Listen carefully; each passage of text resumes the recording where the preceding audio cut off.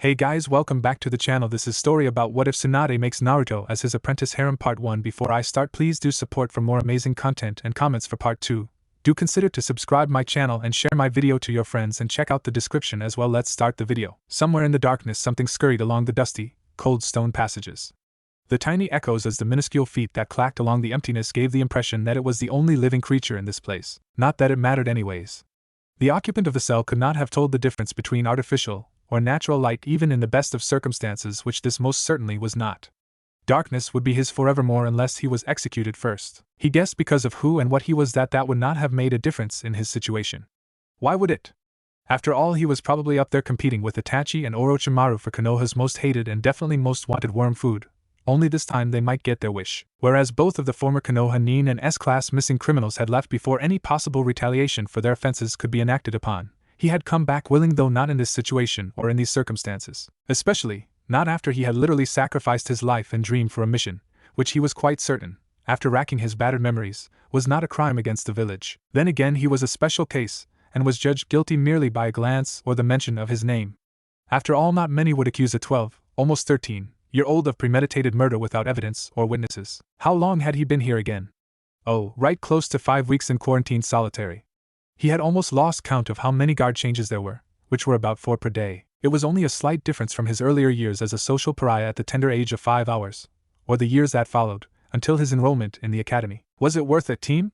He asked the emptiness before quietly asking himself, was it really worth all this? Initially he would have shouted the answer, no doubt, no hesitation, no regret, nothing but his conviction and beliefs.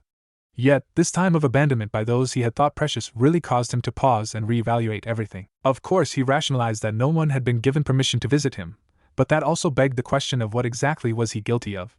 Then, as if to add insult to injury and break his spirit in one go, when he finally was allowed visitors, the remains of Team 7 had been allowed to check up on him. That ended quite well if he recalled correctly. His sensei hadn't been the talkative type and deferred to his teammate at this point. He had, however, made it clear that in no uncertain terms that he would not be anywhere near the blonde within the young teen's natural life and that their ties were all but severed. Naturally discounting the fact that the bonds were non-existent to begin with, and his other teammate, well, his ears were still ringing from what she said, quietly at first, and he still sported the bruises from where she showed him her true feelings and of course appreciation for fulfilling his word. It had been wonderful to know that she cared for him so. As well as courageous, he wouldn't forget that either. It definitely took a strong kunoichi to lash out at her former teammate, whom was coincidentally shackled to the wall, without fear of retaliation of any kind. Well, that and she hadn't been back since. Either of them had. What exactly did he do wrong again? Oh, right. He kept his promise, and the mission was successful. That makes the 15th this week. Annoyance coated every word. The speaker was glaring at the document, sitting oh so innocently upon the desk. So many. If I had known that this was the result of last week's announcement, I would never have let the council have their way. In fact, I'd like to see how they deal with this situation. Maybe it would open their eyes. Tsunade-sama, the speaker's tone warned. Yes, I know. The seemingly eternally young woman waved her assistant off, annoyance still coloring her speech. For the sake of Konoha and all that, well, he is considered the strongest of the candidates. Shizen offered, not believing a word falling from her lips, just providing hearsay for the sake of the conversation. Being Hokage doesn't mean personal strength is everything, Tsunade snorted. True, it is a prerequisite for the position, however the title means so much more than that, though I think many have forgotten. The last part was muttered. Who else was nominated then? The dark-haired medic inquired, slightly curious. Hatake Kakashi, Sarutobi Konohamaru, Naro Shikaku. The medic listed off the top of her head.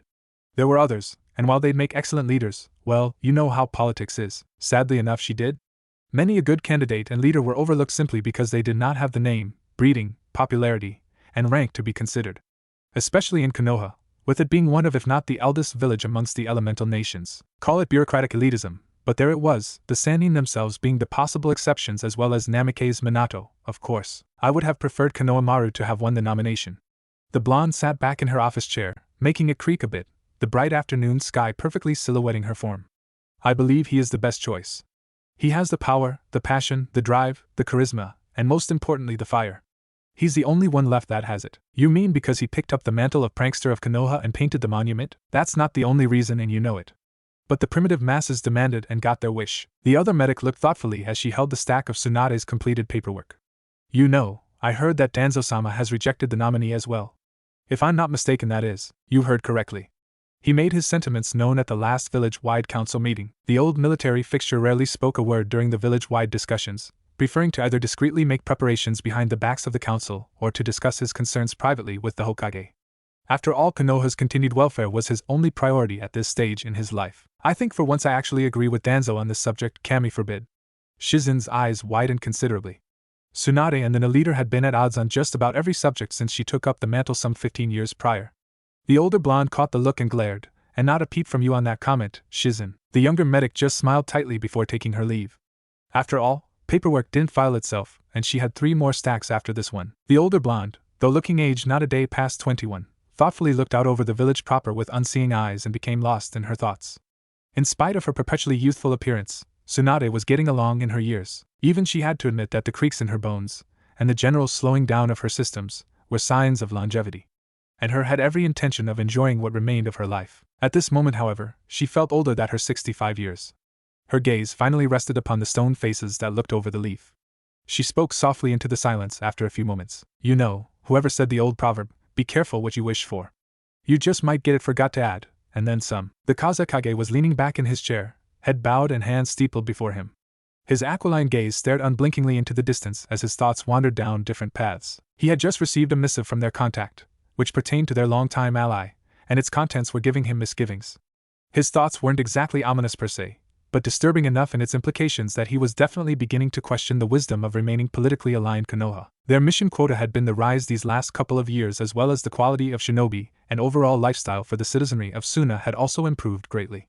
In fact, they could be considered prosperous. However, as well as they were doing, they were still somewhat behind their larger counterpart. Only with time that would change, especially with the current Umbu commander, a legend in the making if not one already. With that last thought, Gaara called for his secretary. He needed advice as pertaining to this news. He also wanted to speak with his long-time and closest friend, summoned Kacha-san. Something was happening. That much he knew. They had changed their routine. After all, why would they make so much noise for ninja if something important wasn't happening? He also had the suspicion that it was somehow centered around him. Why? Because it was a general rule of thumb in Konoha, everyone brought attention, both consciously and subconsciously, by any means, subtle or not, to the Jinchuriki whether or not he wanted it. At this point he didn't want it, but it was there. Plus the noise was made outside of his working perceptions, or so they thought. Who knew that the loss of one primary function in the human body would lead to the unnatural strengthening in all other parts? And with him, being who and what he was, it was laughably, incomprehensibly, and utterly ridiculous as to how quickly his body adjusted. And then enhanced what he had naturally to an almost supernatural degree, even for a shinobi. That, however, was made clear, after a flash of insight, and a serious beating from his best friend for stupidity, some years later. It was explained why he understood so much around him without so much as a hint from his captors. His first inkling of this hyper-awareness, or perception, of both his surroundings and significant changes in his physical being, happened somewhere between footsteps of the remnants of Team 7 approaching his solitary confinement, and the final parting gift of Haruno's temper, broken cartilage and blood respectively. That aside, he knew something was happening beyond the solid, sealed, iron cell door.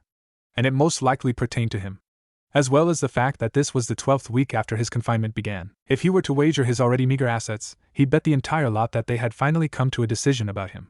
All that remained to be seen was what exactly that was. It wasn't time for meals. It wasn't time for the requisite emptying of the bedpans, though he couldn't locate his.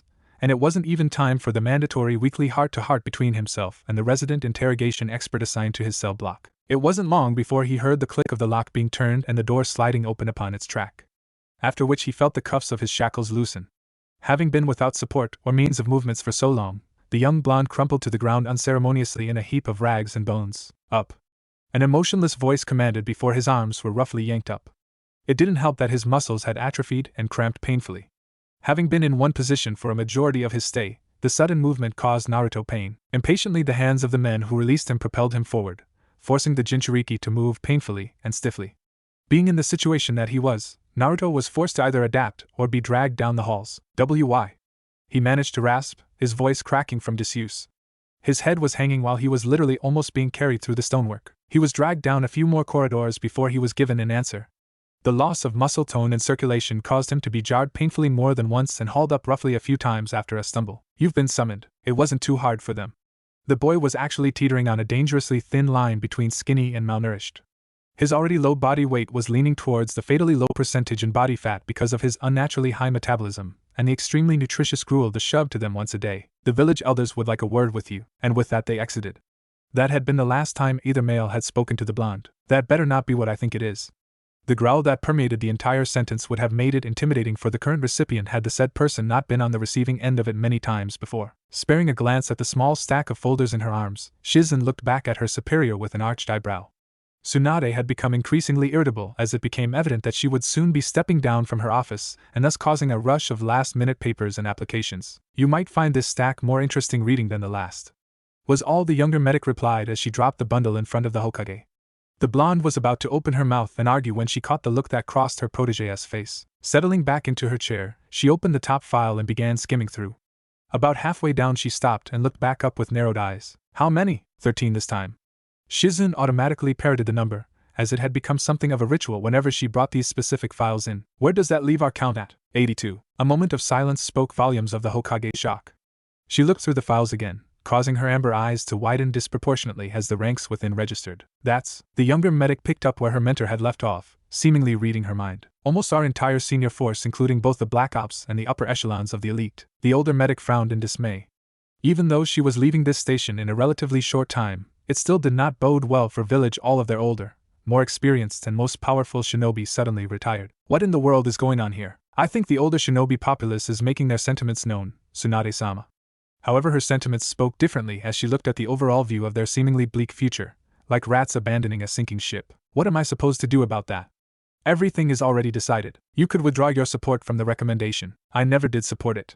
It just kind of stuck." His was the only nomination that both civilians and clans responded to, both positively and negatively. "I will never understand you." The comment slipped out of the younger medic's mouth before she could check it. Tsunade's head snapped up, as she sat ramrod straight in her seat, and glared at the other woman. "That's enough, Shizen. There are some situations that come with this position where the majority is more valuable than an individual. Now, don't you have a hospital to run?" "Of course." The younger medic, more out of habit than respect, bowed and left. Ever since she found out what happened that day 15 years prior, she felt something had changed within the woman whom she had studied under. Sometimes it felt like she was talking to a complete stranger. Of course, she didn't know all the facts, but what she did know seemed completely foreign to what she knew of the woman. "Like I said, I'll never understand you. You find a reason to return and then you banish it within a few months' time. I'll never understand." Without another word, the door clicked shut and the Hokage was once again shut off from the world. Much like a metaphor for when she shut her heart to the village of Konoha, save for a select few. It was even rumored that she resembled an ice queen more than a fire shadow. She knew what was being circulated in the rumor mills outside of her office. She knew and she didn't care. She stopped caring a good 12 years before. It had taken her 3 long years of trying before chucking her efforts out the door. She found that she just didn't care. She was loyal, no one would ever doubt her of that, but she could really care less about those under her command or what happened to the village proper. There was no love and there wouldn't be ever. The blonde Hokage just sighed. Her assistant and friend would not leave her alone. Not that she would change the other woman for the world, but the same argument was just plain old. Not that there was truly anything to argue about. What was done, and some things would never change like the past. She'd have to sit Shizen down and clarify the situation, even after all the time had passed, and give her the facts. Perhaps she'd do that later, though when later would come she never knew. And she was frightened. Frightened that she'd lose one of the last people she held near and dear to her icy heart. After all, some sins, no matter how repentant the sinner, could never be forgiven or forgotten. She just prayed that they would not come back to bite her. Normally it would have been a simple task to accomplish. Just slip on over to the headquarters where the Black Ops were stationed and request the commander. If he wasn't there, then someone would generally point in the direction where he was or contact him directly. However, such was not the case, as said commander was suspiciously absent, and seemingly no one knew where he had disappeared to. Though, it was especially curious, and more than a little disturbing, seeing as how practically everyone within the Corps was sadistically amused when the question of his whereabouts was brought up. Those eerie smiles were just plain creepy, not that it helped that the reputation of those within the elite were a few screws shy of being sane. Then again, for their line of work it was understandable. It still didn't help put the Chunin's mind at ease. Normally what the Kazekage wanted he got.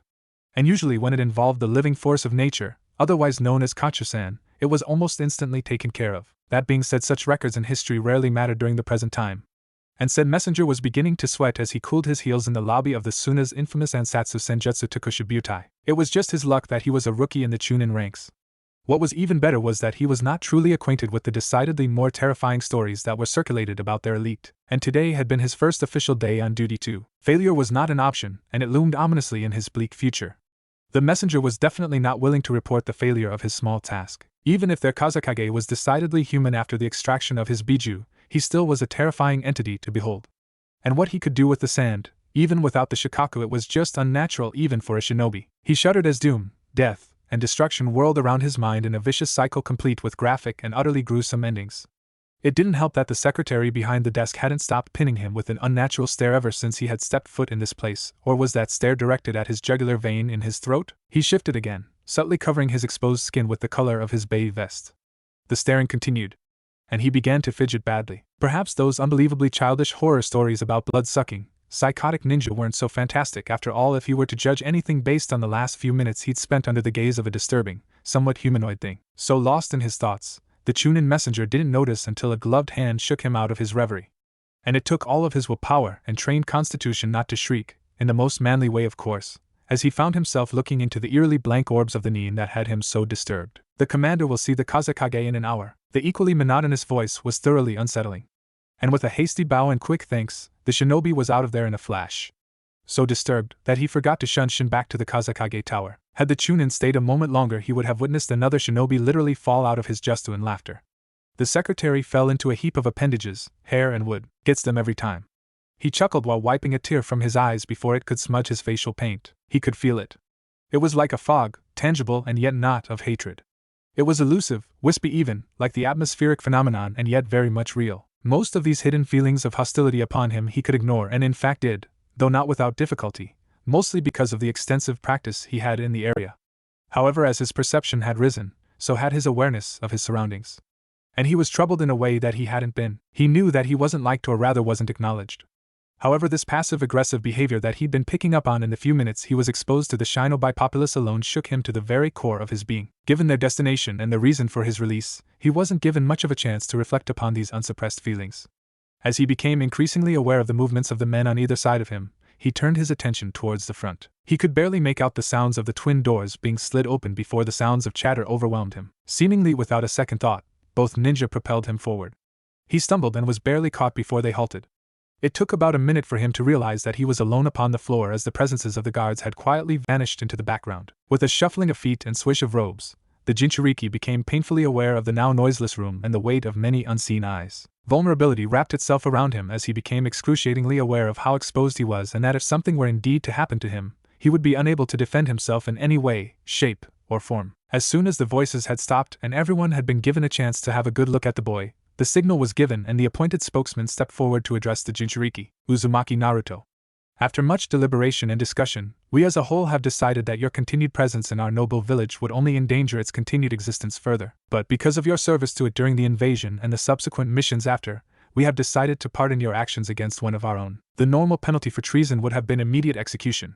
However, as your circumstances are somewhat extenuating, we have agreed that you be stripped of your status and that your summoning contract be revoked, as both are indicative and specific to this village and therefore recognizable. As for the Kagebunshin technique, we will allow you this one boon as it was acquired during the subsequent capture of a spy, as we are confident that none of your known instructors have further enlarged your awareness of its effects and increased your academy-level knowledge of Konoha.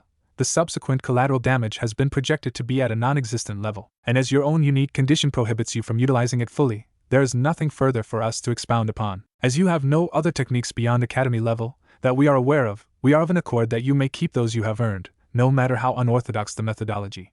As it is common knowledge throughout the elemental nations and shinobi villages, they are of no consequence to us. What truly almost broke his resolve to keep them from having the satisfaction of seeing his emotions was when a beloved and familiar voice spoke, and with it, effectively taking away his lifelong dream. Uzumaki Naruto, with the power vested in me as the Hokage of Konohagakure no Sato, from this day forward you are hereby stripped of your rank amongst the shinobi of our village and have until sunrise to vacate the village premise.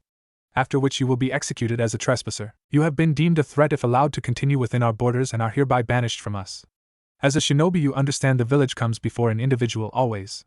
And you are no exception. Jiraiya-san, if you would. With a nod to the Gama sage, the older man stepped forward and addressed the Jinchuriki. Nothing was betrayed by the man's demeanor. Just an emotionless voice as he spoke with power and authority. He impassively looked at the ragged boy as he spoke. Uzumaki Naruto. I, Jiraiya of Konohagakure, hereby revoke your apprenticeship and as the primary Toad Summoner, revoke your status as understudy. Your name shall be stricken from the scroll and henceforth shall not be recognized by the Toads. He then summoned the contract in which he unrolled it for all to see. There, written in his own blood, was the name of the only Uzumaki Konoha had left. Neither of the older shinobi had spoken with any kind of inflection that would reveal what they were thinking or feeling. There was nothing to be done. It had been stated clearly. And their allegiance had long been elsewhere even before his parents were born. The lives of the village would always take precedence over the Namikaze's legacy. There was no mercy. And nothing to be said, he was worthless in their eyes, especially now. Throughout the entire proceedings, the blond boy stood quietly with his head bowed, his bangs shadowing a majority of his face as it was wreathed in shadows. Not a sound from his lips. At the moment he was going into shock as his mind processed the words. He didn't even seem to notice when the Gamma Sannin took his hand and smudged the name of the contract to an unrecognizable blur. Or when they called his name until a guard's gloved hand lightly touched his shoulder. The small touch was enough to bring him back to awareness. Do you have any last words? None noticed the small spherical object floating in the shadows, silently observing the proceedings. Oh no, you don't. Gloved hand flashed out and snagged the Jounin's collar. You're not chickening out on me, rookie, especially after that comment. The said Jounin shrank a bit. While he wasn't a small man, far from it in fact, the shinobi he just insulted wasn't more than a few inches taller than himself. However, in comparison at the moment, he felt like a child as the shadow loomed above him. The man's presence was stifling, and the fact that he was smiling eerily wasn't helping. Nor was the tiny, insignificant detail of them being on an S-class mission, or at least something very similar to one as being with said man, alone, was an S-class mission in and of itself. As well as enduring whatever horrors he dished out was another experience entirely, all because he opened his huge mouth and inserted both feet. He knew he was in over his head. What he couldn't figure out was how the man heard what he was saying. In fact, all of his drinking buddies had said that the man was away on a mission of his own and that it was relatively safe to speak. Never again if he lived, that was. One of the watching Umbu snickered quietly before leaning over to the other accomplice, whispering conspiratorially, "He's really enjoying this, isn't he?" "What?" breaking in the newbie. "Of course. Do you really have to comment?" A third voice joined in, this one withered with age and wisdom. You can practically hear him purring. Twin masks spun simultaneously as to the newcomer. It didn't surprise them that he had shown up, like clockwork. In fact, they had almost expected it. However, what they hadn't counted on was the different squads, supposedly on missions and such, that started popping up and taking the best front row seats. They began to wonder if this truly was the infamous Black Ops division of Sungekure no Sato. Were they really part of the most feared and elusive Special Forces division? It almost seemed like they were at a frat party. What really got the co-conspirators was when the heavy arms corps of the division arrived. One of the members had then proceeded to pull out a bag of something to munch on. Another held a telling clay jug and uncorked it.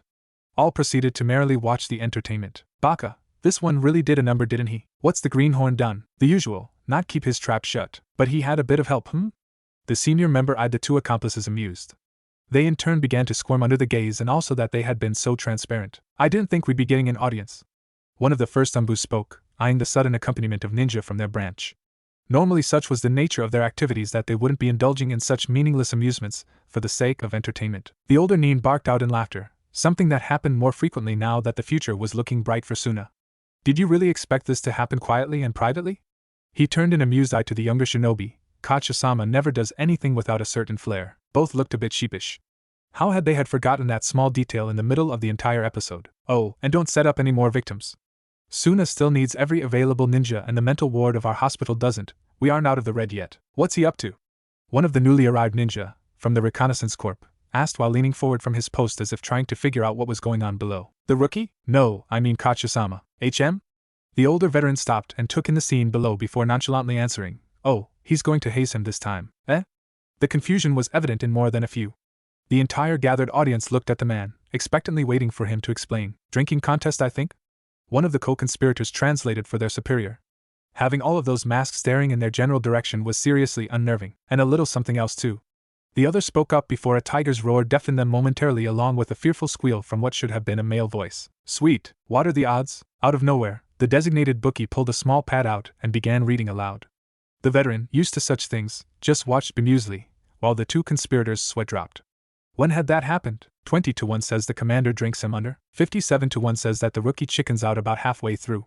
The maniacal gleam of their eyes could practically be seen through their masks. And 100-1 says that we get the wet behind the ears, newly broken, fresh bag of meat to play with afterwards. There was a moment of silence before the Umbu seemingly roared to life.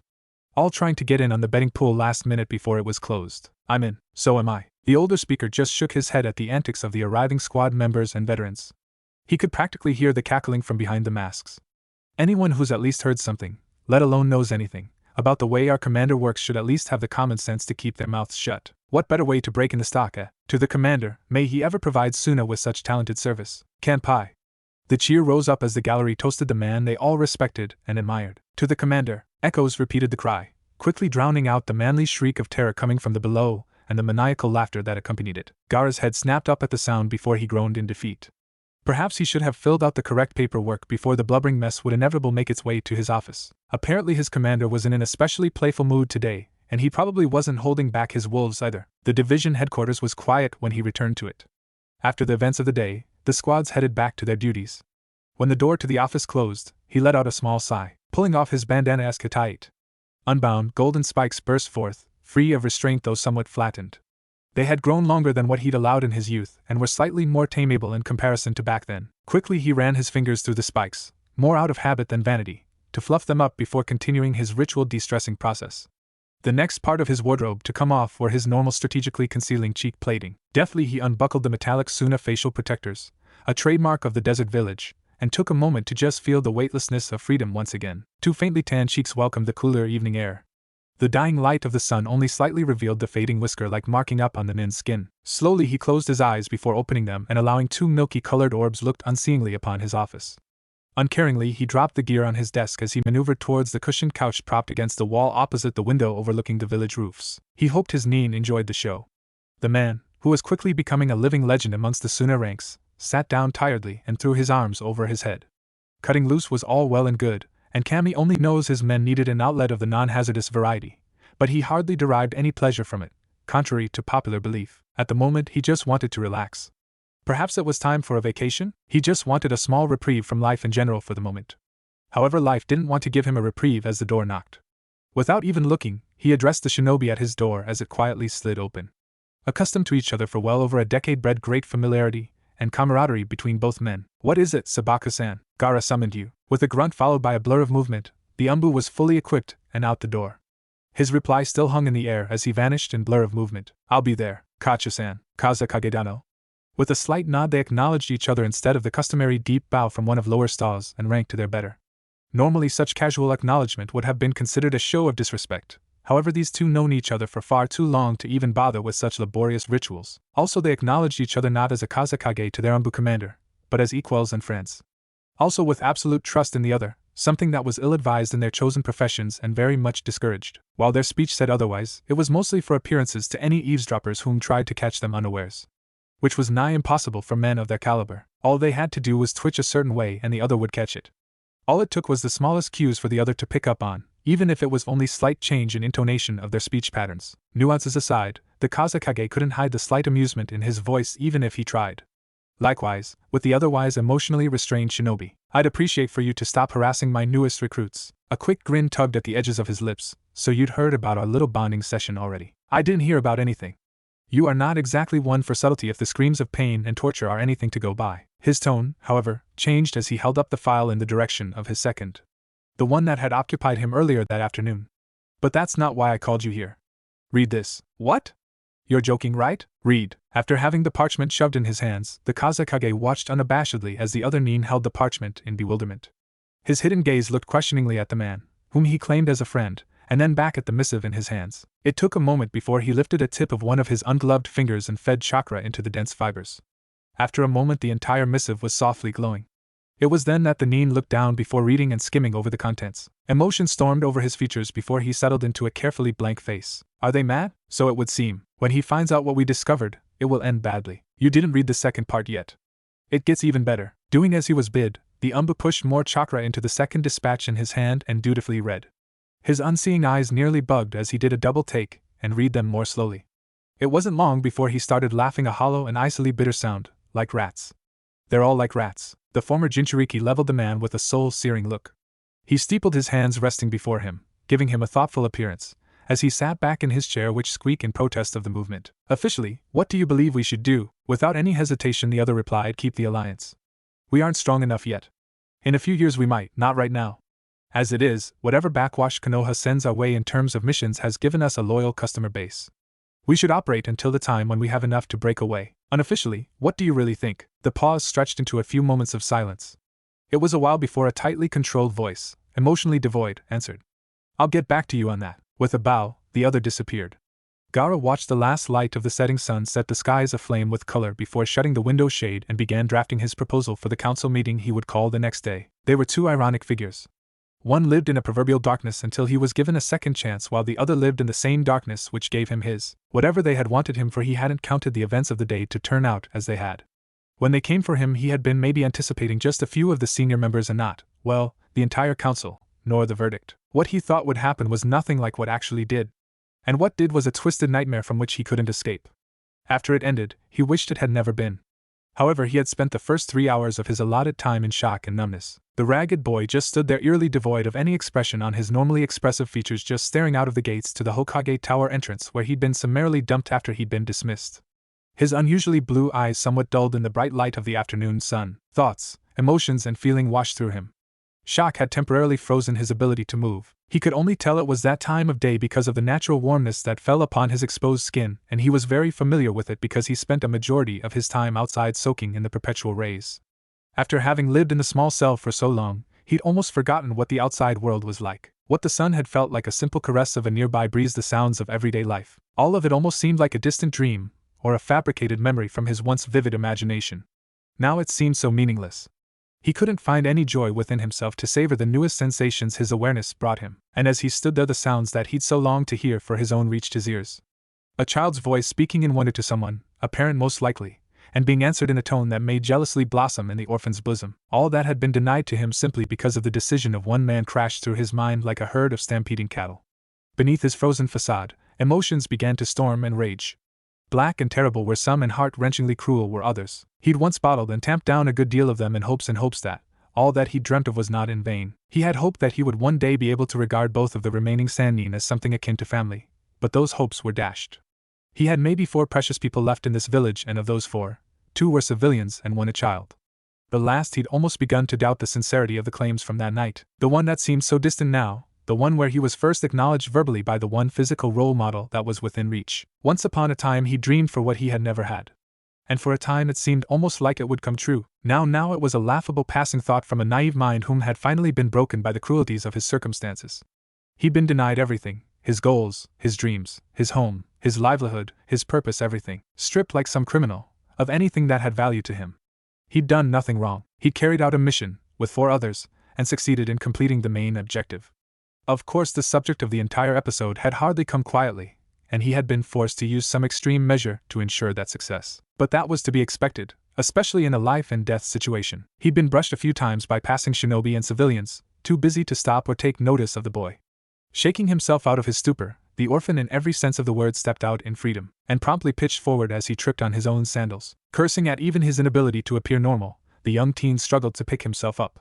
Weakness overcame his emaciated body and dogged his every effort as he continued to rise, and how he hated the feeling. He knew that there was a street in front of him, and he knew that if he kept at least one of his fingers along the walls, that he would eventually be able to make it to a nearby alley which would take him away from the wagons and foot traffic and send him through a shortcut that would take him near his apartment. Feeling around the hard-packed dirt, he began to search out the wall. It hadn't taken very long, as at least someone had thought to give him a small break and leave him within a foot of the said wall. Just as he'd righted himself, another body brushed into him roughly and nearly threw him off balance. Just wanting to get away and not caring, he started forward only to once again have his path obstructed by something. This time it felt as though someone was grabbing the tattered remains of his jacket. "Excuse me?" He was barely restraining the panic as well as annoyance at being hindered once again. The teen had a limited period left to him, and who knew what would happen within the allotted time he had. "Uzumaki?" The voice sounded somewhat familiar, but not overly so. Naruto couldn't immediately place it, until he held the offending appendage and met a familiar brace of bandages. Something just clicked then, and the realization hit him like a ton of bricks. Hyuga, and he wanted to be anywhere but there. To not be seen here by a former comrade in disgrace. "Hyuga Niji," he bolted. A gavel rapped loudly, cutting through the noisy chatter and effectively lowering the din. Not since that now infamous day 15 years prior had they met in full semblance. The only change this time was the gathering had been called by the Hokage and not the senior representatives. "Council members, I have called you here today because of an issue that has come up several times since the announcement of my successor." The noise rose and died. Curiosity had their attention acutely trained upon the seemingly youthful woman. After all, the issue most likely pertained to the village's main source of income, and it was even rarer for the problems to be brought to their attentions. It wasn't their legal jurisdiction after all. "Exactly how many times has this issue been brought to your attention?" one of the braver councilmen ventured. It was only after it became apparent that none were going to expound upon the statement that the man spoke out of turn. Shrewd amber eyes scanned the room, taking in expressions and anticipating the bombshell she was about to drop. She and Shizun had debated the merits of informing the ruling civilian legislative body and came to an accord. Since every life would be affected, it seemed that duty demanded her to once more take up her mantle and do the heavy lifting. Exactly 89 as of this moment. Now extremely curious, another voice spoke up. It came from one of the clans this time. What is the issue in question, Hokage-sama? Again the medic paused. The wisdom of revealing such information was delicate at best and could cause numerous headaches for her position in the future. As it was, the amount of last-minute paperwork was driving her up the wall. Taking a deep breath, she seemed to decide on a course of action. For better or worse, they had to know what their decision had wrought if they could comprehend what she would be hinting at. I regretfully informed this council that a majority of the veteran forces have turned in resignations. The sound level rose immediately. Many debated between themselves. It wasn't until the ninja clans and various elders began to take into account what the others were saying that the general picture emerged. They began to realize as a whole the idea the woman was painting. Over the years, the relationship between the military leader and them had been non-existent. She was formal, and only saw them during meetings which were few and far between. If I may, which of the elite squadrons have turned in paperwork? The courtesy of the question directed her way by one of the prominent clan heads caused the noise level to plummet. The silence was almost stifling. All of them. For some reason he hadn't been able to visit the memorial. In fact, it had been almost a decade since he last saw the carved rock. The atmosphere just didn't have the same feel. It almost felt like he was being frowned upon. That he had earned the disapproval of the dead for some reason. And nostalgia about the past became harder to recall. He first started noticing the drop in routine about 6 months after the banishment of his ex-student. Then he started to become flaky, distracted by other issues. Days became weeks, weeks became months until months finally became years. Now he found himself beginning his day making his way towards the stone and then becoming sidetracked by something else. It felt as though his desire to remember had dropped as well. He couldn't understand why, and they called him a genius. Tsunade thoroughly enjoyed the cushions of her office chair. It had been a long day. The council had been up in arms over the statements until she had read them every name from the compiled list. As each name, well known and not, service record and division was made explicitly clear as was their importance, the debates became more heated and volatile. Those taking the hint from the Hokage as to the source of this sudden epidemic amongst their ranks had become more verbose in their arguments against the chosen candidate. Those, mostly from the civilian quarter, had to be argued down as they didn't fully understand the significance. And those in favor of their choice began to complicate the issue by throwing in irrelevant comments. Mandates and courses of actions were finally decided upon, though the candidate issue still left many unsatisfied. Though the late hour was telling as to the difficulty of the negotiations, a polite knock at the door alerted the woman that she had business to take care of. What she hadn't expected was who it was. Yumano-san, I had expected you much earlier. The Hokage kept a civil tone, though the folder in the man's hands caused her to frown in aggravation. She didn't need more paperwork, Hokage-dano. Was the equally emotionless, slightly icy reply.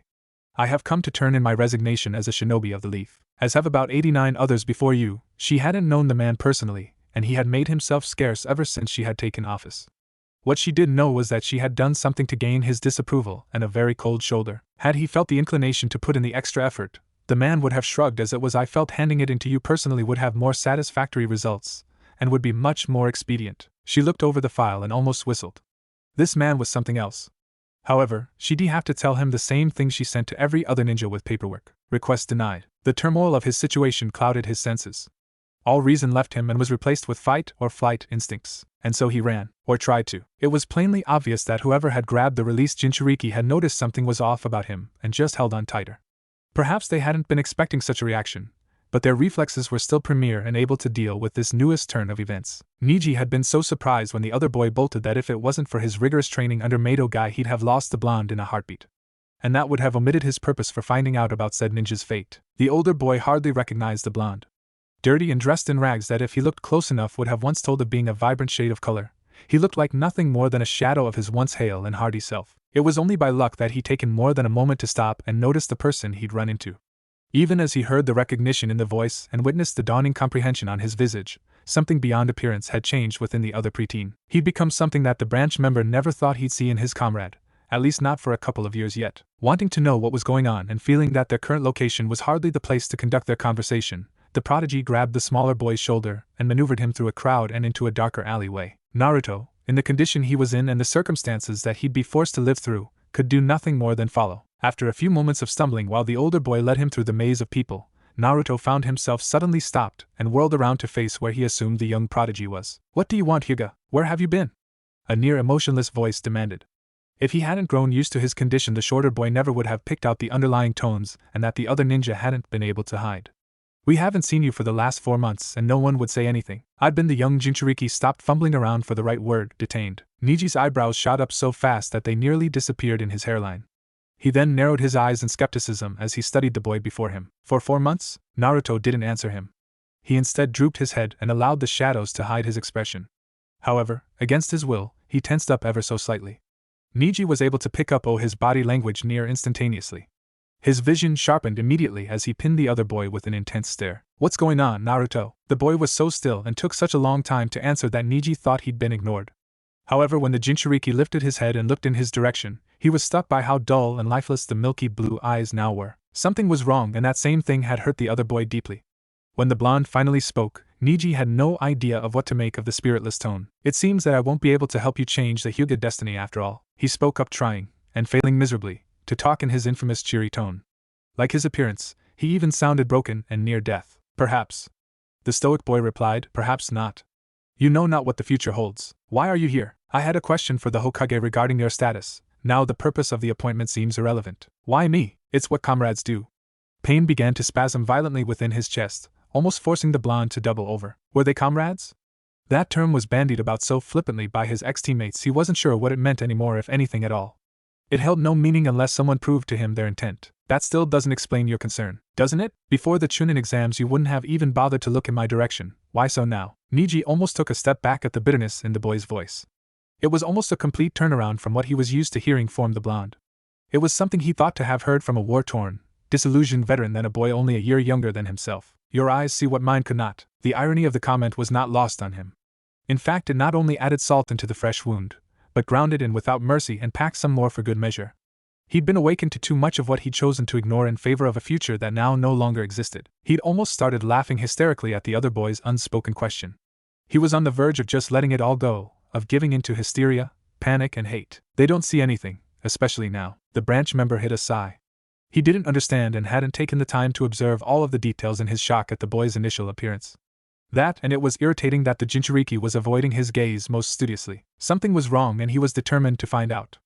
Everything seemed so out of character for the boy who dreamed so big and wasn't afraid to let anyone know it. Will you at least meet me eye to eye? The other boy, who'd been fidgeting, stilled so completely that he thought the blonde had switched with the henge log. That assumption was thrown out the window as a quiet whisper almost inaudibly made its way to the branch member's finely tuned hearing. I can't. His focus sharpened and he began to see what he'd initially missed. It was so blatantly obvious that one would have to be extremely oblivious or stupid to not notice it. Because, I'm blind. The deadened voice finished. The genius was momentarily stunned. Even if he'd have suspected, the verbal affirmation would still have thrown him for a loop. How do you think? The other boy snapped irritably, a small amount of life interjecting its way into his speech. Not enough fire to rekindle that once roaring flame, but enough to give the genius the home that all had not been lost with the blonde. That would be for you to tell me, as I was in a coma for a while after the mission. Naruto mulled over his reply carefully. He finally decided on something vague. The confrontation and subsequent word exchange between him and the last remaining malignant in Konoha were private, and he didn't have the energy to repeat them anyways. It was a parting gift from my ex-teammate. Niji quickly deduced what wasn't said and made his conclusions. He was still unsettled by something the Jinchuriki wasn't saying, and he just knew was important. But that doesn't explain your disappearance. Even if the blonde had been in some kind of physical therapy or conditioning program, that wouldn't have taken him so long. Niji could personally vouch that the blonde had a remarkable ability to adapt to just about any and every situation and recover at a fantastic pace. Well, that and he was the most unconventional, unpredictable, and definitely strangest ninja he'd ever met. Also, there were blind shinobi within the ranks. Though not common, they were still, if not more formidable than their counterparts. However, that still didn't explain the disappearance of the blonde for all of that time, nor his sudden reappearance that none knew about unless they were like him and encountered him personally. And he wasn't sure if word would make its way out into the general public anyway. What's going on? Niji pressed. He would have his answers one way or another. And he'd rather hear it from the blonde himself than through the grapevine.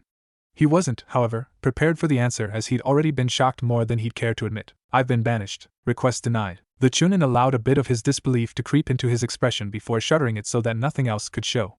Normally the denial would not have been that big of a deal, as it was within the rights of the military leader to refuse such requests.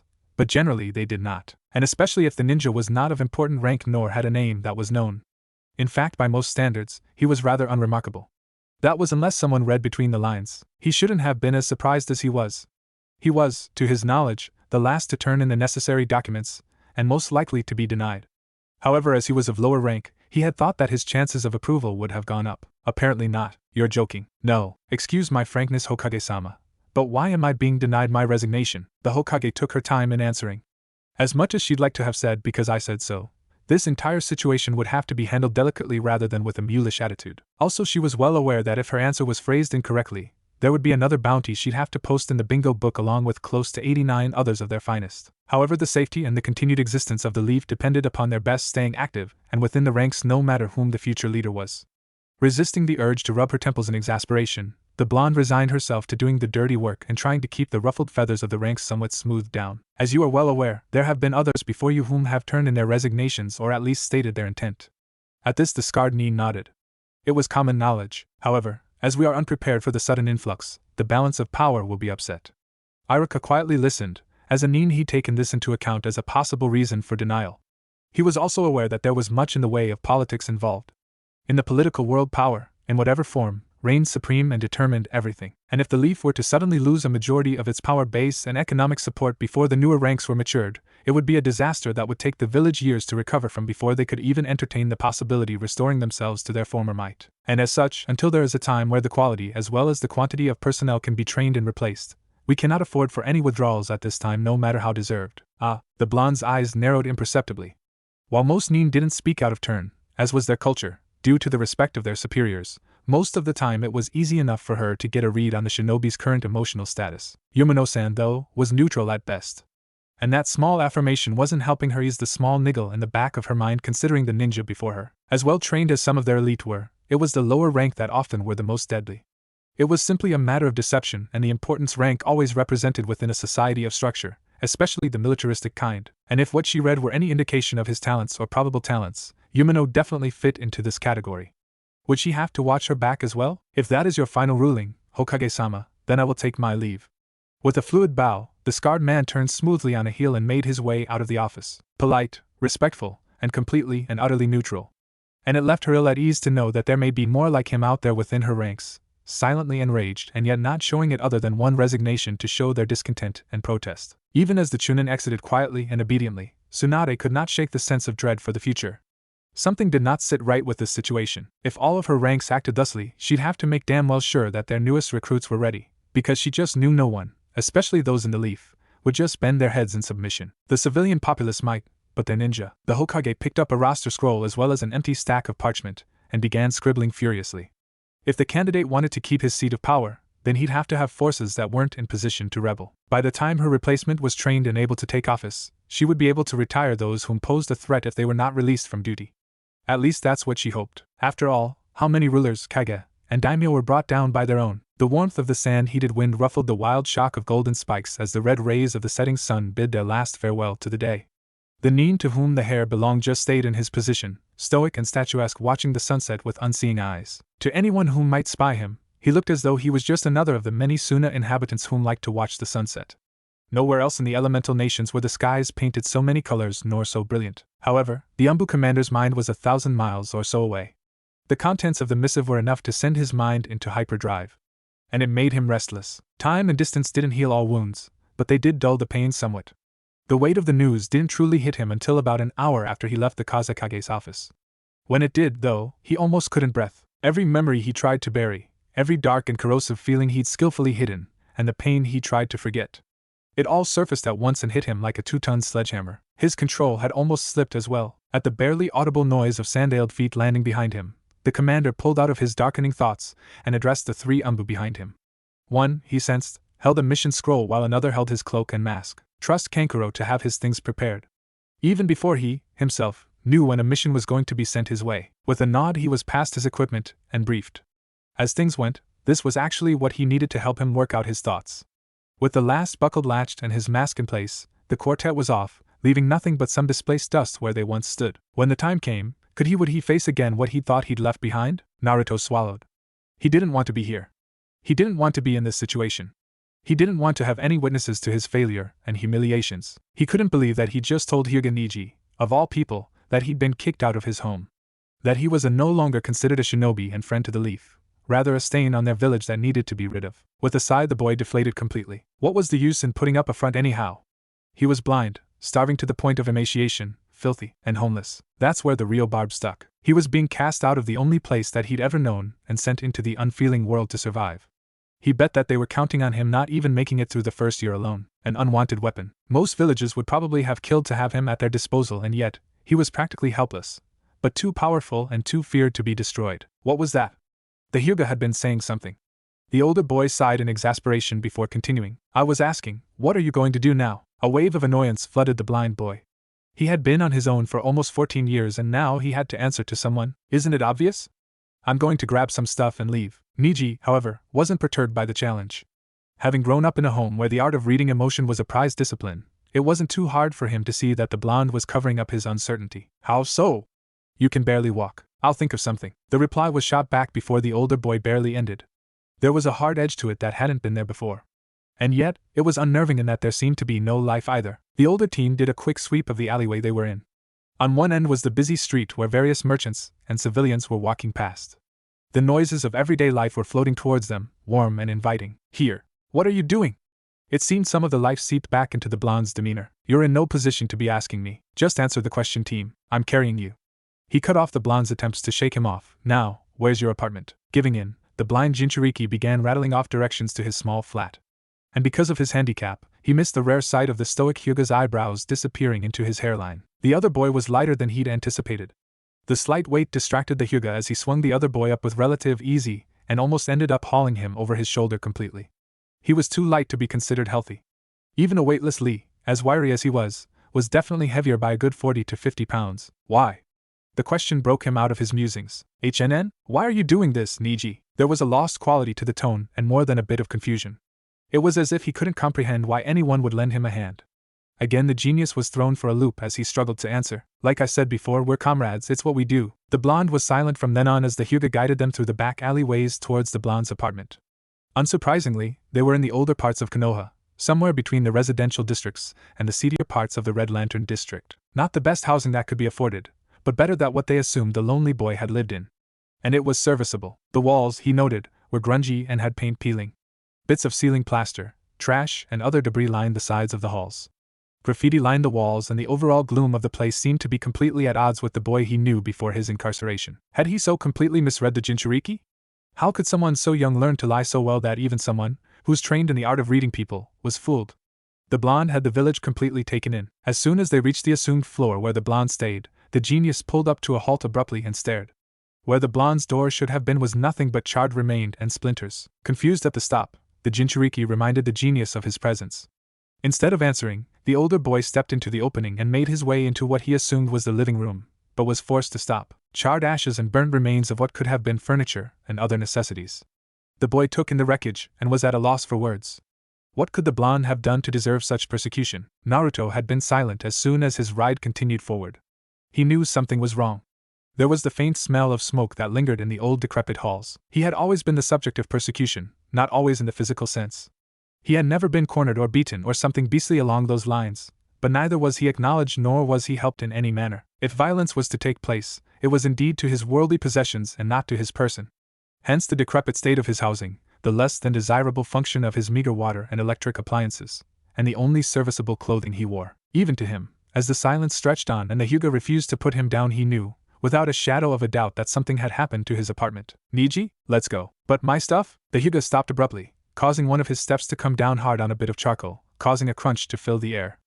After a brief pause as the other genin tried to decide how he was going to address the other boy, he made his way out the door. At the sound the younger boy flinched. He knew, even before the other boy stated it, what had happened. There's nothing left to get. Naruto just stared out into the blank nothingness. He knew that there was life all around him. He could hear it just fine. However, even the sounds of life were fading with the warmth of the sun. He had been there for a couple of hours, being unable to decide what to do. He had made it outside the gates and a good couple of miles down the road long before his allotted time slot was up. He had Niji to thank for that. The boy had set him down by a crossroads before heading back towards the village. It wouldn't do for the genius to be caught outside the walls without permission. Soon there was only the quiet emptiness of the space around him. Not a vent a breeze. The Jinchuriki felt truly alone. It was just himself, the clothes on his back, a satchel of hastily gathered rations, and a staff, and he had nowhere to go. The trees on either side of the paths added to the stillness of the air. A twig snapped. The blond boy turned in the direction of the sound. He had a feeling that it was done on purpose, as he was essentially helpless. And he could feel the weight of the person's eyes upon him as if they were measuring him. He just waited. It wasn't that he wanted to run into someone this quickly and, as it was a ninja village, could probably end his life in a heartbeat. It was just that he was essentially trapped. Save for the bow staff that Niji had shoved in his hands to use as a walking stick, Naruto had nothing. He couldn't do anything and he couldn't walk anywhere fast. He hadn't even had time to adjust to his blindness, to figure out how he would maneuver in his environment. Perhaps this would be his end after all. The kami knew he wanted it. That he deserved the peace he so craved at the moment. So there he stood, waiting for the presence to make a move. As his own life was essentially over as he saw it, this made no difference. Heck, he'd even go with Bastard's older brother if he offered again. He jumped when a gravely whisper broke the silence. He really shouldn't have been so surprised. Uzumaki. Something about the address was familiar, or maybe it was the voice. Whatever it was, he couldn't seem to place a finger on it though. Instead of answering, the orphan waited patiently. His heart was pounding so loudly he thought his ears would burst. Something brushed across his cheek. On reflex, Naruto's hand swatted it away. But instead of a bug he felt small, hard grains of rock. Another noise came to his ears. A shishing sound. As if something were sweeping across the hard surface of the ground. However, before the blonde could contemplate as to why that sound was so familiar to him, a hand landed on his shoulder, causing him to jump backwards and trip over his feet. He dropped his bags and stave as he flailed for some sort of support. Just when he thought he'd impact the hard ground, something cushioned his fall, and lifted him up. It also sifted and moved under his fingers and moved like sand. Then something clicked in the young teen's mind. There was only one person he knew of that controlled sand. Finally he spoke, breaking the tense silence. "What are you doing here, Gaara?" The Chunin stationed outside the Hokage's office were guarding the door like solemnly, the picture of dutiful shinobi. What isn't widely known or expected is that the said Chunin were bored stiff and often traded favors to get out of duty, which, next to border eye patrols and D-rank missions, was the most inglorious and boring assignment to ever be thought up. They, however, had their moments. Unfortunately, most included the name Sarutobi Konohamaru and ended with pranks. And were usually included the same sentence. Granted, the newer recruits into the ranks weren't aware that over a decade before it was another boy who gave everyone a run for their money. And that he was frighteningly adept at reversing whatever situation he'd been caught in into another opportunity to cause mischief. Any of the older generations, now well into their careers and some promoted, could and would reminisce how such actions had saved their hides on more than one occasion. The kid made life interesting, and the posts around the Hokage's quarters weren't quite so despised. In fact, if there was a rumor of the prankster pulling a prank, people would clamor at the chance to get the shift. After, what better way to get in some training than with one of the most infamous prankster that ever graced the village? But with the blonde gone, life just seemed to go forward steadily. Even so, it seemed that the life of the place, that certain spark, just seemed to be missing. The two Chunin on duty were, for the lack of a better term, bored out of their skulls. There was simply nothing to do, and the Umbu couldn't be spared from their duties just to babysit the Hokage. But protocol demanded, and who were they to disobey? And the shift would have seemed like any other if not for the fact that there was an unexpected visitor.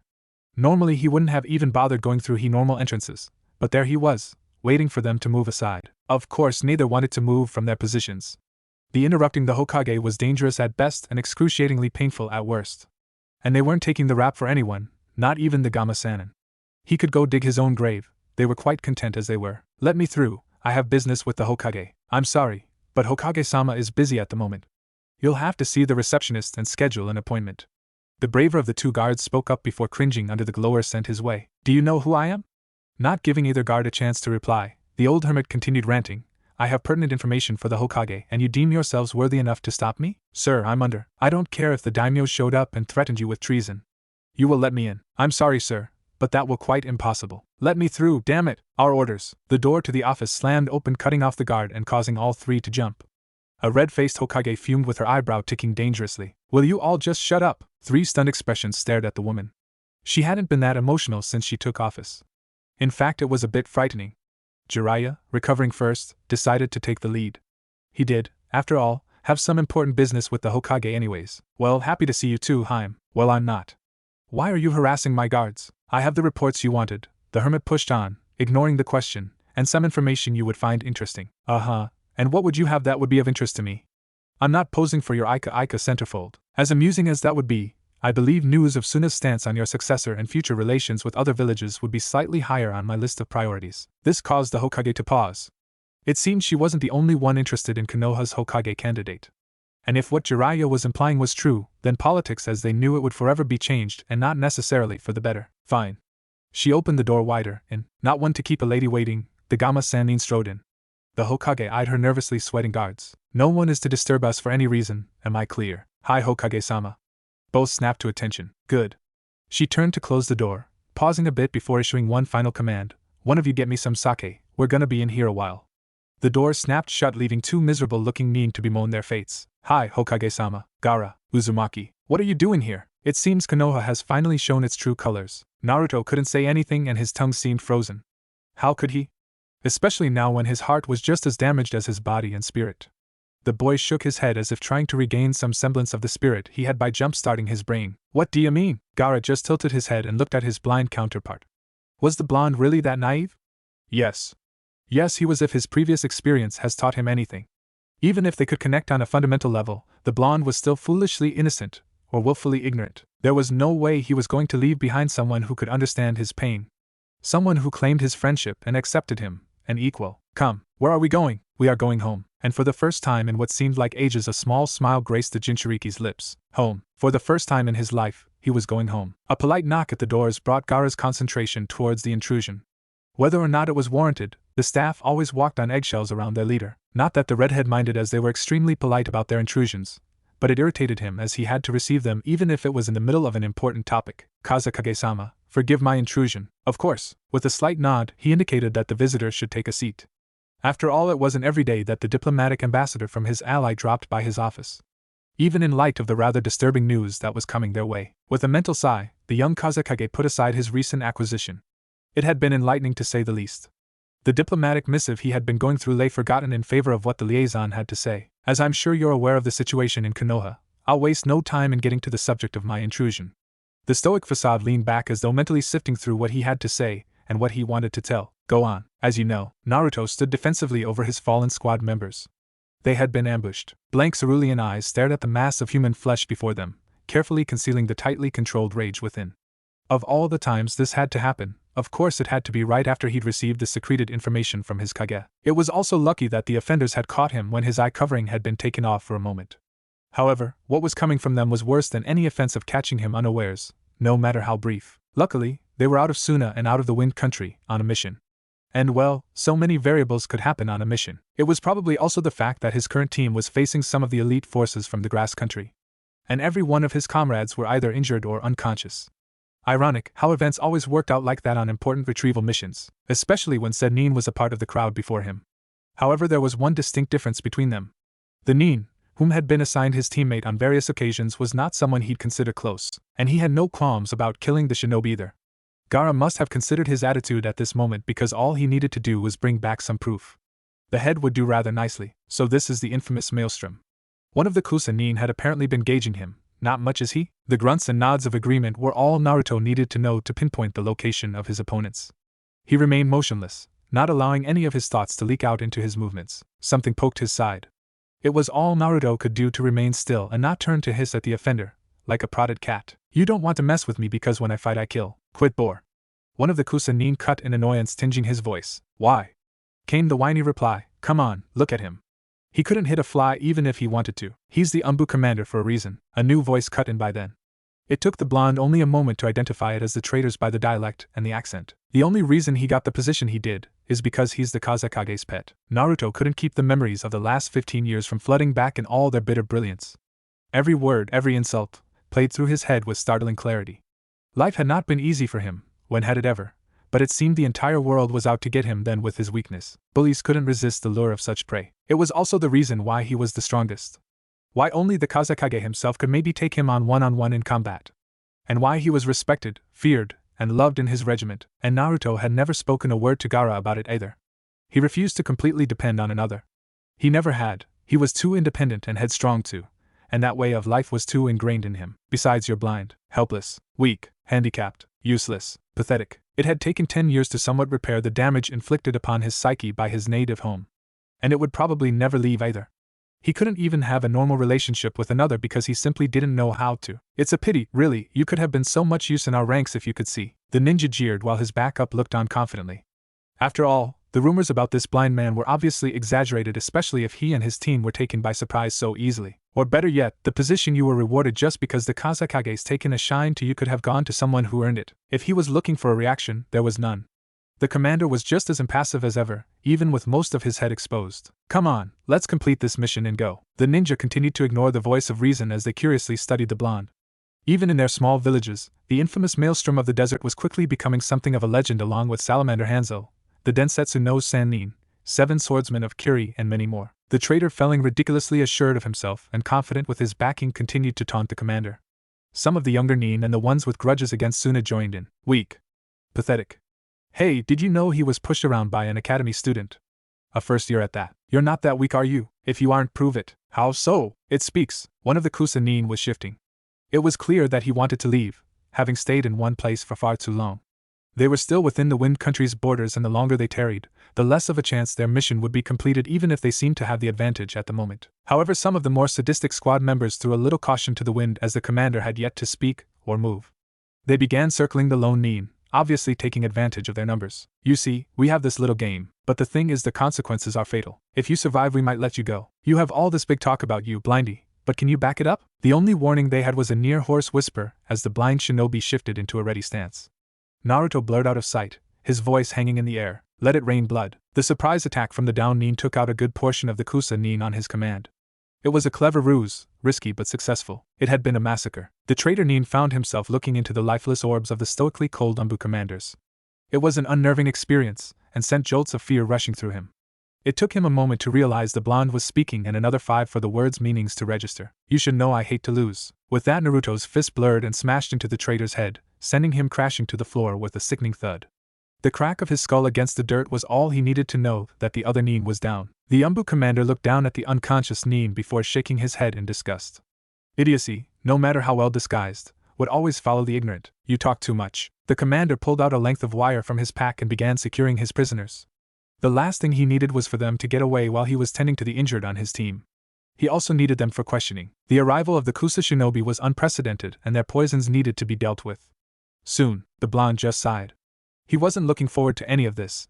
His fingers fumbled around in his pack until they came across a file he normally stored there, and made his way over to his downed comrades. It was an antivenom that worked to neutralize all poisons for about 12 hours before the victims needed to get to hospital.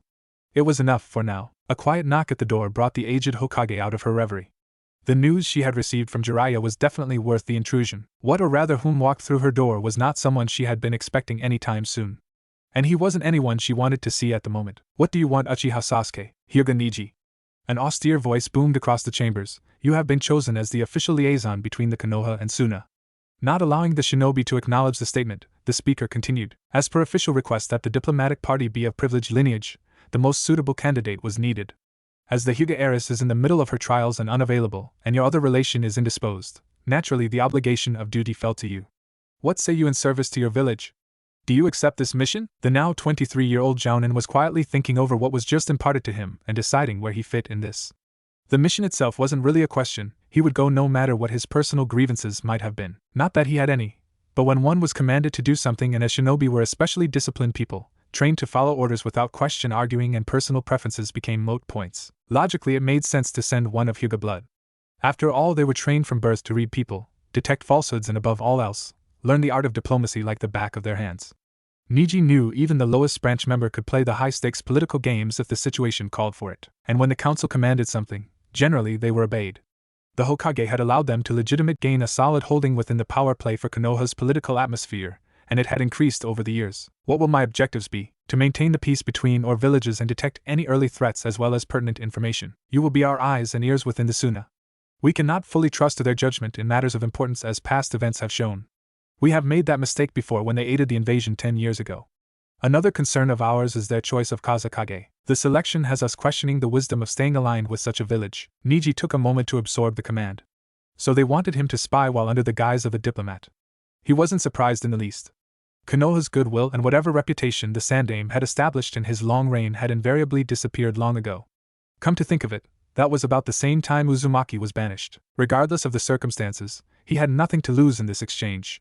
His one hope at change had been banished, and he was still an honorary slave to the Hyuga household. If he was lucky enough, he would hold the post in Suna for a few years' time. Anything to get a reprieve from the life he led here. I accept. You have 2 hours to prepare for your move to Suna. Dismissed. The Wind Country hadn't changed since his last visit all those years ago to aid the Kazekage against Akatsuki. The teenage leader had been kidnapped, and it was up to them to help track down the redhead before civil war erupted. However, while the land hadn't changed noticeably, the village and its leader had. Proof was sitting behind the desk before him. Niji felt almost as though he was talking to a completely alien being rather than the stoically cold Kazekage he had come to know through reputation. The almost genial manner in which he was received also threw him for a loop. It was when their conversations turned to something of a more personal nature that the former Jinchuriki gained a certain something to his presence that the Hyuga couldn't identify. The topic had centered around a certain blonde, almost forgotten to most. Niji supposed that it was a Jinchuriki thing, a connection of brotherhood that their like could only know. Of course he was assuming. After all, it was Uzumaki and not Uchiha who stopped the sand demon during the invasion. A polite knock interrupted their conversation. Even in Konoha only the most proper ladies knocked like that, like his married-off cousin. Fortunately Hayashi-sama, in what Niji privately assumed was a last-ditch effort to do something for his firstborn, gave her away to a kind clan. At least the man she married was someone he approved of. The young diplomat was pulled out of his private thoughts when the Kazekage spoke. There was something other than his carefully cultivated monotone in his voice. Warmth? Humor? Sibling affection? Ah, perfect timing. The Jounin turned and regarded the newcomer. His only visible features were of the nose and mouth. The rest of his person was covered in one way or another from head to toe save for his spiky hair which was currently trapped under the bandana-like cloth of his headband and peeking out from beneath the edges. It was a wonder that the man could move as well as he did with his eyes covered as they were. As well as taking into account the armored uniform and the tremendous amount of black he was wearing. It was strangely familiar to him though the Hyuga couldn't for the life of him place where exactly. It felt almost comfortable. Like he knew that this man was someone he could trust with his life and who could lead him on an S-class mission and back again unscathed. As he took in the smaller details that most would easily dismiss, the gears in his mind went into overdrive. From the vague descriptions he had come across, this had to be that person. He was the one who making waves within the ninja community and helping Suna's rise to power. Hyuga-san, I would like to introduce you to Kacha-san. With a small bow the newer arrival acknowledged the liaison's presence. Gaara continued, he is my elite forces and assassination corps commander. At the light of recognition at the name, in the other man's eyes, the Kazekage continued, you might have heard of him? The legendary Maelstrom, it is an honor indeed. So this was the man he had heard so much about. And the one he secretly wished was a part of the Konoha forces, leading them. At the address, the commander smirked. The honor is truly mine, to meet the hailed genius from the Hyuga clan. Said to be blessed with talent that would come maybe every 1,000 years, such are the rumors. How do you know me? I don't believe the Kazekage has told my first name. The smirk vanished but the air of amusement stayed. I would know your presence anywhere, Hyuga-san. He paused as Niji wondered what he meant in some confusion. After all, what kind of comrade would I be if I forgot, especially when I kicked your ass at the Chunin exams? The Hyuga's composure was lost completely to astonishment as the commander pulled off his bandana-like hitate and headgear. 3 whisker-like marks adorned each cheek. After over 10 years, pearlescent eyes met the opaque cerulean blue of the man who would have been his Hokage, and who looked remarkably like the Yondaime, Namikaze Minato. The association nearly bowled the diplomat over. There was only one person he had ever met that had that particular shade of hair, and as the Yondaime Hokage was dead, and the photos never truly did him justice, that could only mean one thing, or person, especially when the strikingly familiar stave was taken into account as it was fixed to the back of the plated uniform. And that relaxed stance. Uzumaki, in the flesh, was the reply with the well-known mischievous grin. Were you expecting maybe someone else? The Hyuga sputtered in disbelief. After all this time of subtle searching, the idiotic blonde was right under their very noses. Naruto seemingly dismissed his reactions with ease as he dropped a bundle of papers off on his superior's desk before turning around and grinning mischievously at the gaping diplomat. Gaara just seemed amused by the entire situation and took everything in stride. So the blonde leaned forward in veiled anticipation. How good are you at keeping secrets? Uchiha, Sasuke. Hyuga-san, I do hope that you'll elaborate.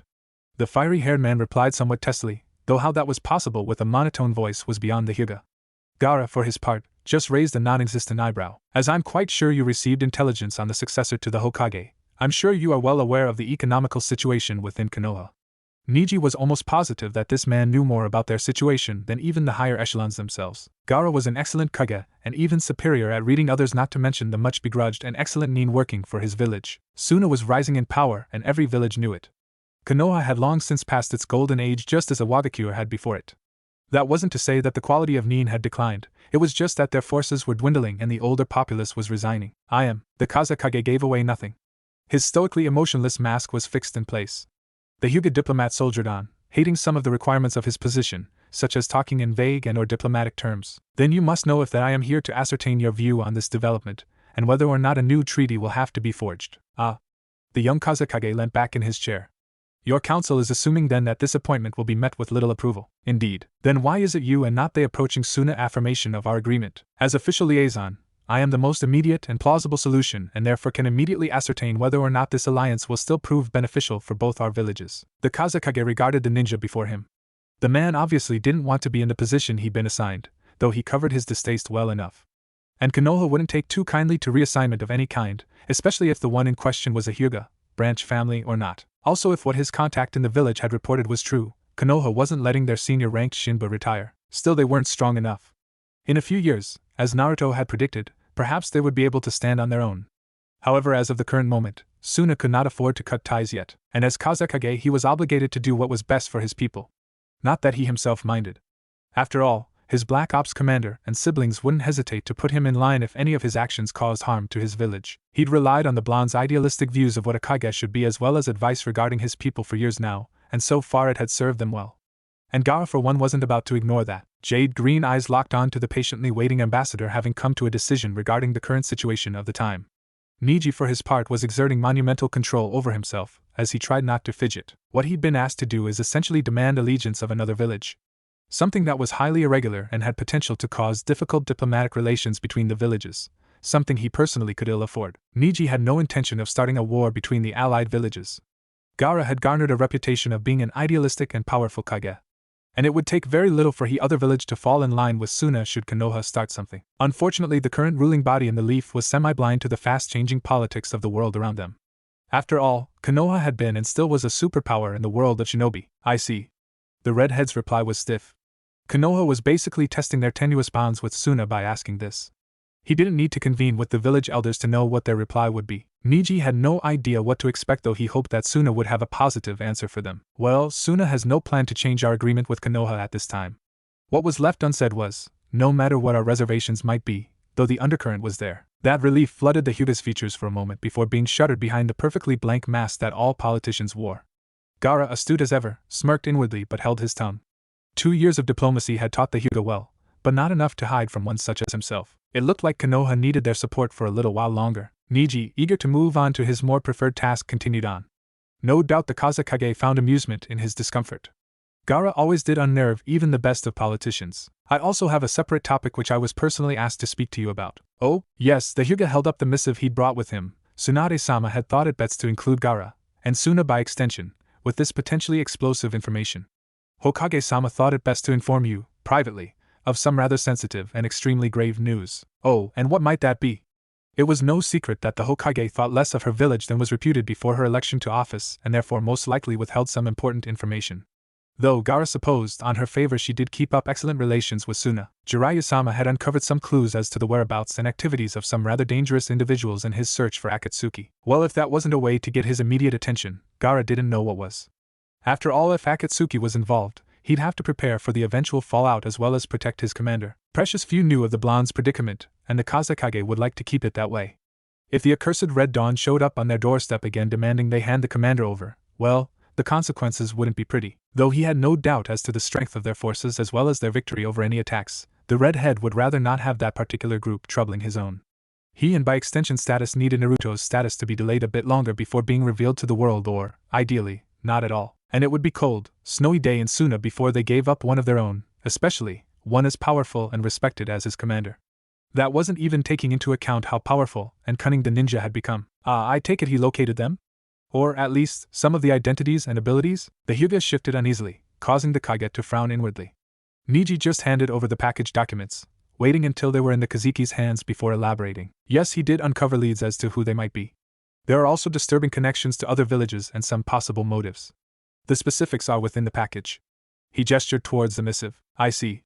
Chancing a look and trusting the diplomat to not try anything, Gaara opened the package with care, taking out some papers and skimming the contents. They were ninja after all, and it would be a fatal mistake to ever forget that fact. The slight widening of the Kazekage's eyes in his normally stone facade told Niji that he had understood what the Hokage was saying and asking. Jade eyes snapped up to the ninja to affirm the contents. And they are sure? Solemnly the raven-haired diplomat nodded. Yes, they planned to invade Konoha on the eve of the Hokage's inauguration. Not giving the Wind Shadow time to reply, Niji continued on, and she would like Suna's best to be there. Uzumaki-san, you do realize that you are a wanted person? Wanted? The question was said with genuine curiosity, though there was a sliver of alarm in his voice. What for? Taking in the sudden hostile body language of the Kazekage, Niji immediately realized how he phrased his question and mentally began backpedaling. This was not a good way to start out his political forays into inter-village relations.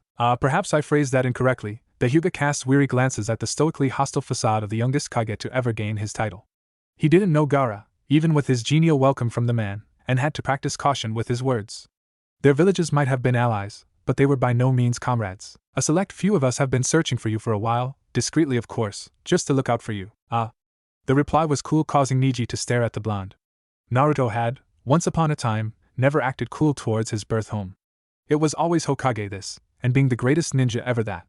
Now it looked like more than just a future Hokage was lost to time and, more importantly, Konoha. Naruto crossed his arms and regarded the leaf ninja carefully.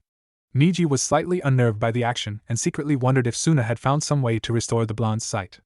I assumed there was a reason. Well, the stoic Hyuga was slightly embarrassed to be put in such a position. After all, he was raised in a clan where emotions were generally done away with unless in private. There were those who counted you as friend and comrade. That's not particularly a good reason, but the familiar happy grin split his features. It's still a reason, thank you. Your thanks are not needed.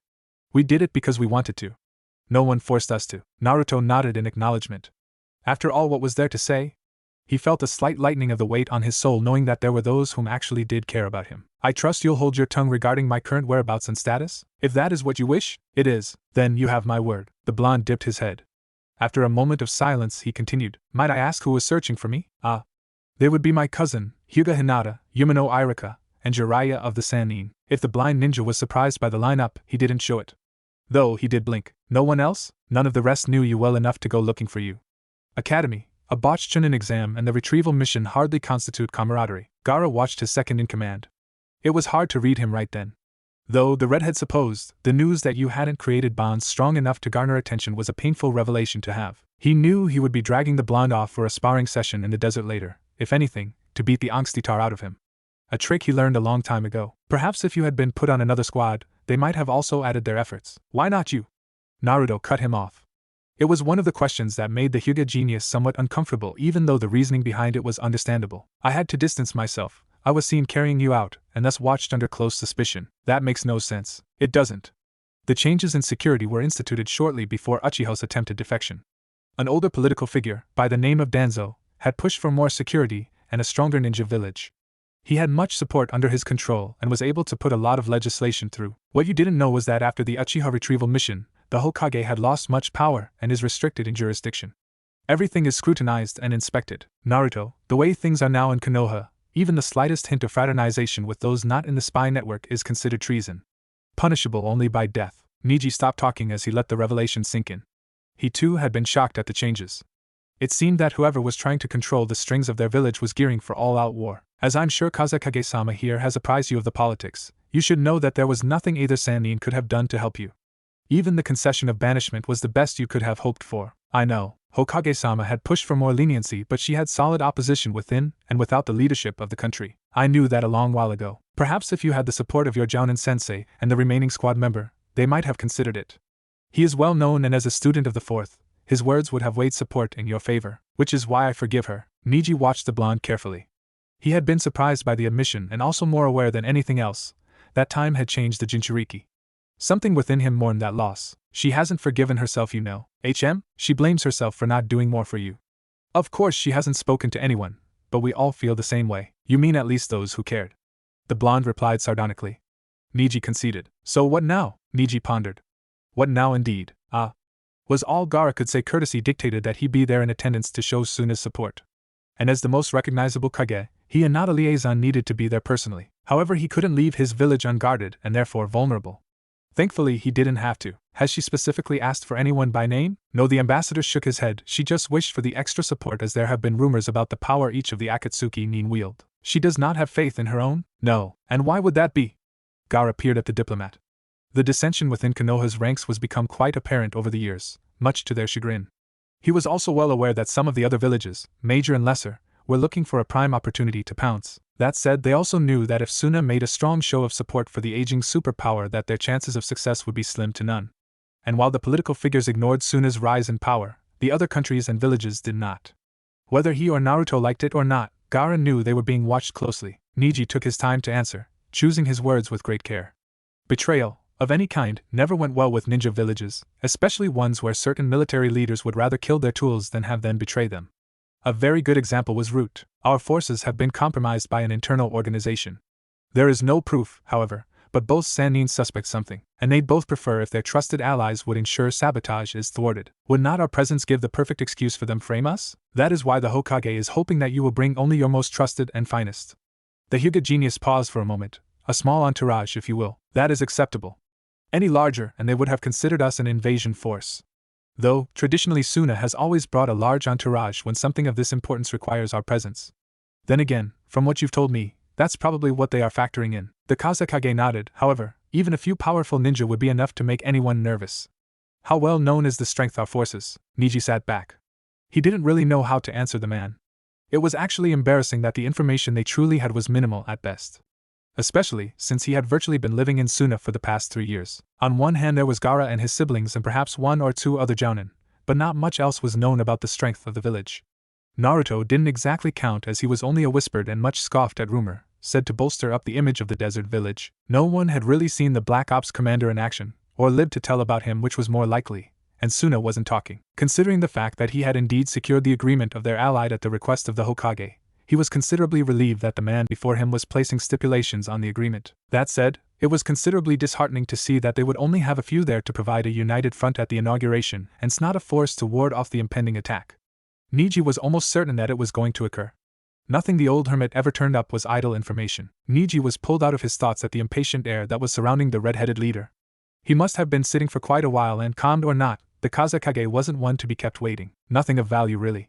Unlike Konoha with its many notorious clans, Suna has kept its strength a well-guarded secret. At this Gaara nodded at the compliment. The only concrete facts that I know are yourself, your 2 siblings as they are your entourage. Again the young Kage nodded. The 3 of them were well known because they were the most visible and easily recognized. However, I wasn't made aware of what is known about their current power levels, nor was I apprised of any other prominent figures with surnames. What of Naruto? The Kazekage spoke up. Are you not aware of him? Personally, yes. For official purposes, his status as the legendary Maelstrom has only filtered to us as rumors. The leadership is loath to label anything a threat without prominent facts. But was good to know. That meant they could keep their number 1 ace a secret a while longer. So, the Hyuga liaison leant back in his seat. Shall I send word to Hokage-sama that you will be attending? Yes. I will have to arrange my security detail. Niji stood with Gaara and bowed. By your leave then. At the Kazekage's nod, he swept through the door, leaving the young leader alone. Gaara looked out his window, the mid-afternoon sun still high in the sky. Naruto would be back any moment. The blind commander paced outside of the operating rooms. His team was in there, and they had just made it back within the time limit before the anti-venom wore off. He just hoped there wouldn't be any lasting nerve damage. He still had to obtain another dosage. This last mission had him using the entire file. Not that he minded, but the anti-venom itself was notoriously hard to come by. Naruto and a few of his stronger teammates had to literally cart home the rest of their team. It seemed the poisons that the Kusanin used were more tenacious than he thought, so all he could do now was wait it out. Something he hated. None of the hospital staff bothered him, well aware of his habits. They had long since learned that the blind shinobi abhorred such places, mostly because he was always in the waiting room and his teammates were under the knife. That, and he almost never went in for treatment. The few times he had, the attending physicians and medics needed a few minutes to regain their composure from all the horrendous scar damage on the shinobi. The most gruesome were the twin swirl scars on the Jinchuriki's chest that punctured right through the back. There was one for each side, as though someone had tried to kill him. It was a wonder their commander was still alive and breathing. By all rights both of his lungs should have collapsed, and his heart punctured and destroyed. Needless to say, once word somehow got out it made the hospital staff, and Suna by extension, more protective of their Black Ops captain, much to his chagrin. They weren't overt about their concern, but it would take a complete idiot not to notice the worried inquiries about his person after every mission. And if he were to count his faithful Black Ops, 2 to 3 random visits a week minimum. The telltale signs of an incoming Sanshunshin notified the blind commander that he was no longer alone. Just as the final swirl of dust settled, the Chunin messenger found himself looking into a pair of unnervingly blank eyes. The nearly entirely covered Black Ops captain patiently waited for it to receive his message. After all, only Gaara would send a messenger to him so shortly after his mission. For his part, the Chunin felt slightly unnerved by the man. It wasn't very often they were in the famous ninja's presence. Generally they had met with liaisons and secretaries if they were required to pass on a message.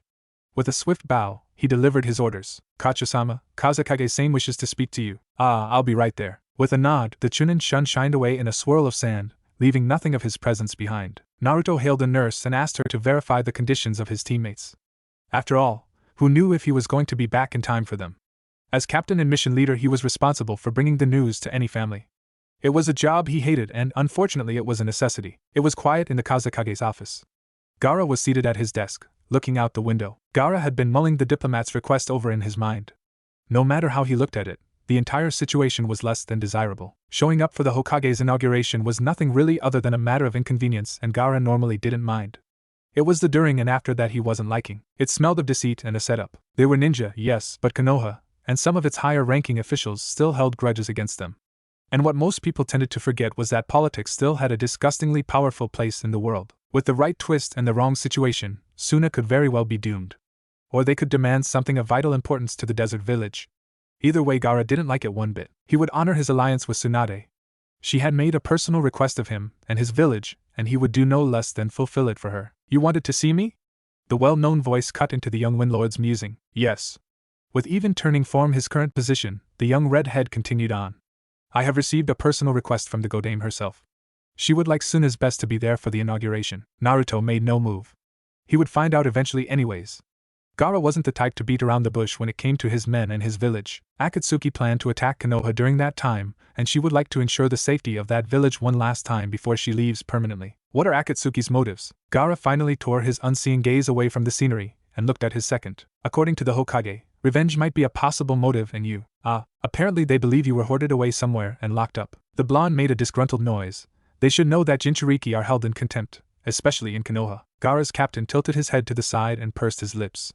When it came to this particular group, he had a special interest in their affairs. This is probably a twofold attack. On one hand, it has to be a grudge. Revenge is a powerful motivator after all. The other, and most likely the main reason, is that it will be used to flush me out. I concluded as much. The Kazekage rejoined. As far as motives went, Akatsuki was pretty straightforward. Too bad they were so impatient. 10 years ago they could have snatched me up without a problem. Perhaps they did meh. I'm surprised they waited this long. As I recall, their plans were thrown into jeopardy when one of the Jinchuriki were killed. The blonde commander hummed as he tried to recollect. The Kirigakure shinobi, was it? Gaara nodded, though it went unseen. The Suna delegation had made diplomatic overtures to the Mist Village over the years when they had found that bit of information when the standby carrier was found murdered. That had been around the same time Gaara had been kidnapped, and the Ichibi extracted. Finally giving up his view in favor of the shinobi in front of him, the Kazekage turned in his seat. Naruto made no move to acknowledge the change. What say you about the arrangements? It was a moment before the young Umbu commander figured out what exactly Gaara meant. The redhead did that sometimes. Spoke in dual meanings that could allude to their previous topics or a new train of thought. I would decline the invitation altogether and send out apologies. The Umbu just shrugged. However, since you can't, I'd say take 4 besides yourself. That should be enough to make a suitable appearance. And who should it be? Naruto almost sighed in irritation. Gaara could take whoever he wanted, however. His siblings were always with him. No exception. So that solved his problem for half of the contingent. I'll send 2 support from my division. Close quarters or long range? Gaara had to think it over. Most, if not all, of the shinobi in Suna had mid to long range sniper abilities. Close combat was for glory hounds and taijutsu. Long range, heavy assault, I think that would probably be best. After all, he could cover their back while they wreaked havoc on the masses. Konoha was a close quarters, gun to hand, in your face superpower. But their long range was sorely lacking. The Special Ops Commander just nodded. Better stick to what they knew than what they didn't. Long range was an easier battle formation and less likely to engage in a battle. When will you need to leave? In 1 month's time. With a short bow, the blind blonde turned and made for the door. Gaara watched him go, curiosity slipping into his countenance. Over the years he'd come to know the blonde's quirks and gestures better than anyone. Naruto was up to something. He would just have to find out what. It was late in the evening hours when the Umbu captain appeared again. This time carrying several pieces of paper, one of which he promptly handed over to the Wind Shadow. This is a summoning seal. I commissioned it from Chiyoba-sama before your abduction. It's keyed into my signature. Should you have need of me, just push your chakra into it, and I should know. So that's where you were off to all those times. Yeah, field testing. The Jinchuriki shivered. Anyways, because it's 3 days of travel by ninja speed from here, I need you to plant at least 3 to 5 seals on the way. That way I can lock into them. How would I do that? Here.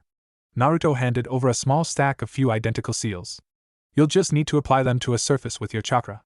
That way when you active them, it will read your signature and come straight back to me. It should take me about 10 to 15 minutes, give or take, to reach you when you summon. And that's all? Just be sure that I end up near you, Kazekage-sama. Otherwise I won't know what is expected of me in whatever situation you called me for.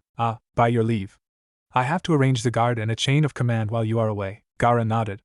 And with that, the Black Ops commander was gone. He looked down at the seal array before folding it up and putting it away.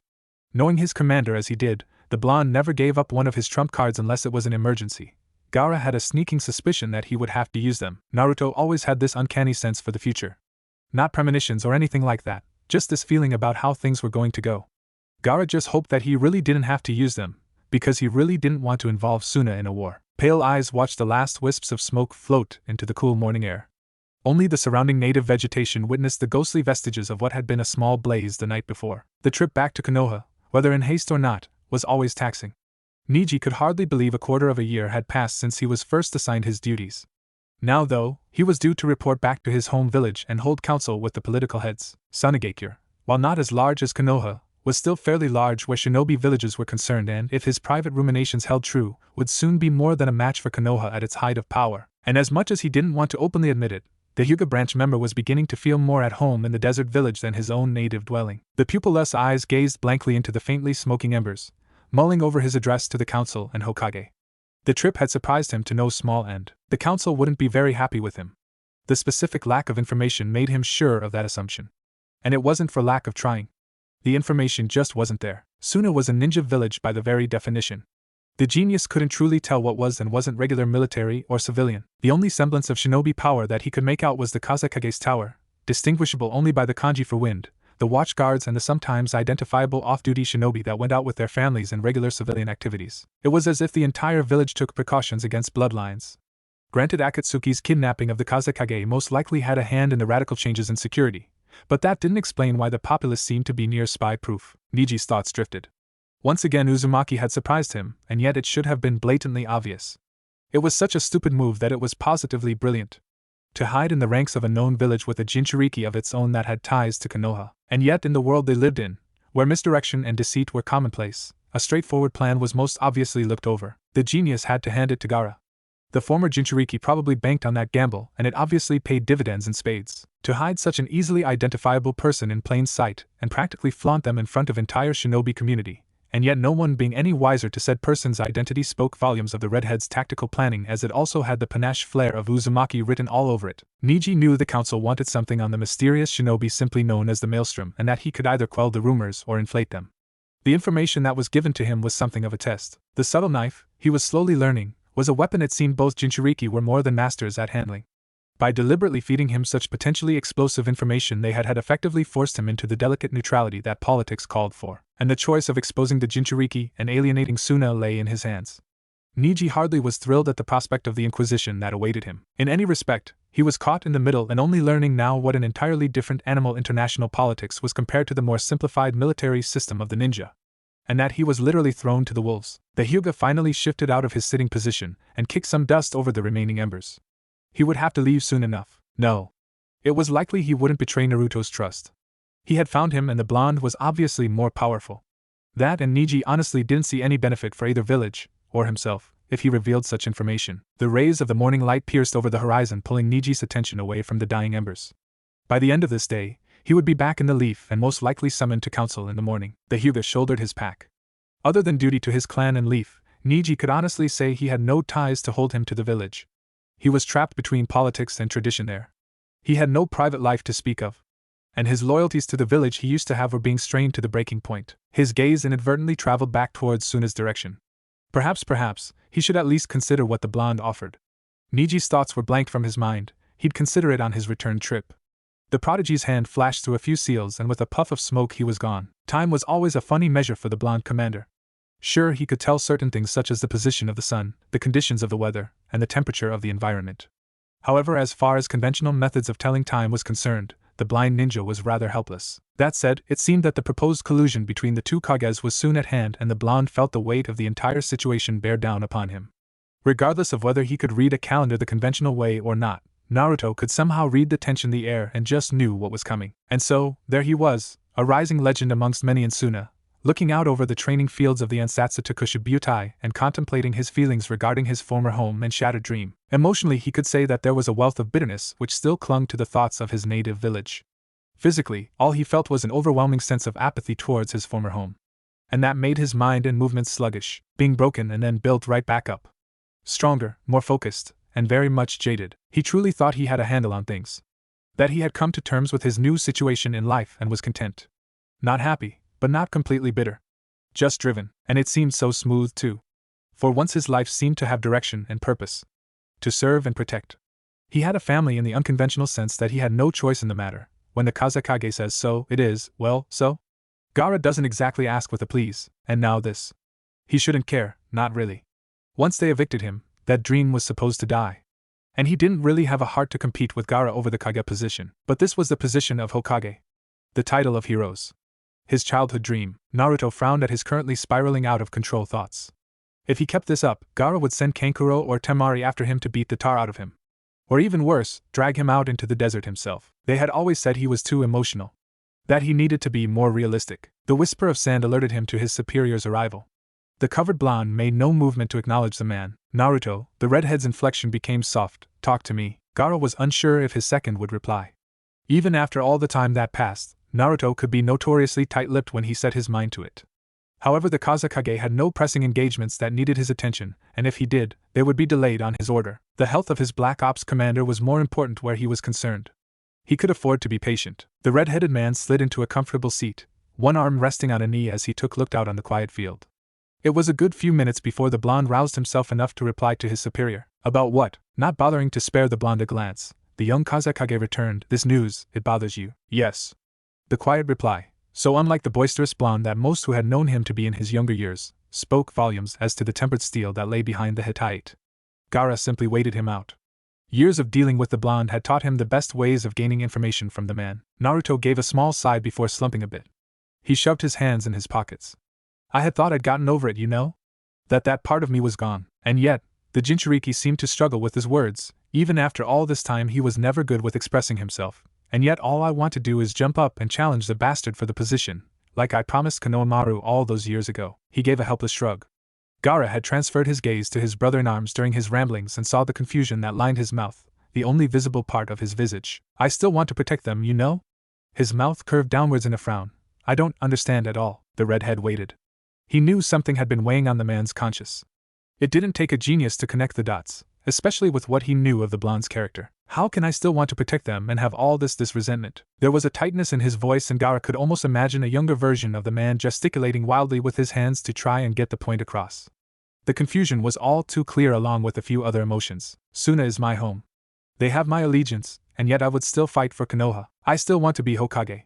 There was a pause, and if he hadn't been scrutinizing the other man as intently as he was, the Kazekage doubted he would have caught the slight signs of anguish that appeared in the blonde's features. What's wrong with me, Gaara? At the end of his query, the blonde finally turned to his superior. The Kazekage raised a brow in the blonde's direction. This situation had been bothering the blonde far more deeply than he had thought. He knew that a piece of Naruto had died that day all those years ago, when he retrieved him. However, he had hoped that with time the Jinchuriki could regain a bit of what he had lost. The Kazekage took his time as the commander waited patiently. Nothing. The Umbu stilled so completely that he could have been mistaken for a statue. Gaara's voice became more intense. There is nothing wrong with you. The monotone never broke. The blonde shifted a bit but otherwise remained silent. The former demon container was vaguely aware that he had the other male's complete attention on him. You need closure. Gaara quickly cut off the blonde as he was about to protest. The idiot did that on reflex. Defending himself against any verbal attack that even sounded negative was a byproduct his growing up in Konoha. The siblings had been able to train it out of him over the years. However, it, along with several other habits, showed up every now and again when he became too stressed. However, you will have to be willing to admit to, and acknowledge that which you ignored in the past or dismissed outright. What that closure is, I do not know. You have to find it out for yourself. The blonde had gone rigid as Gaara spoke. Whether it was from the possibilities of events that he'd rather not look at or accepting the faults of his younger years, the Kage couldn't read the reaction very well. Only you can lay to rest your ghosts. Gaara's sight drifted back out over the field. Your answers might not even be in Konoha. The blonde started at the thought. Silence spread over the field. Naruto chewed on his own thoughts and what Gaara said as the young Kage enjoyed the peace. Do you enjoy being cryptic, HN? Naruto had to snort at the reply. If he didn't know any better, he'd have thought one-syllable sounds were Gaara's mantra. I thought so. The sun finally set over the horizon as the stars winked into view. I have to prepare for the trip. The redhead picked himself up and turned on his heel. Try not to blow up Suna while I'm gone. Team. The growl followed the Kazekage.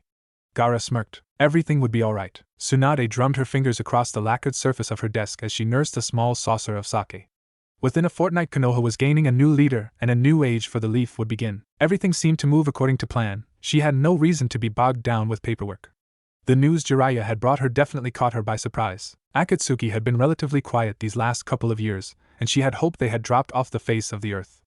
As reality would have it, they were only biding their time. There was a point that she seriously doubted Gaara would agree to her request. He had made no secret of his dislike of Konoha, but for the sake of peace was willing to negotiate with them. When Niji brought back the news of their cooperation, she found that she was far more relaxed than any sane person would be. As much as she was anticipating finally stepping down and leaving this forsaken place, the medic truly hesitated in handing over her position and title. This whole situation wasn't right. Her successor wasn't right. The leaf wasn't right. It wasn't the superpower it used to be. It had grown cold, treacherous, and weakened, though many refused to see it. The civilian quarter had grown and began meddling in shinobi affairs.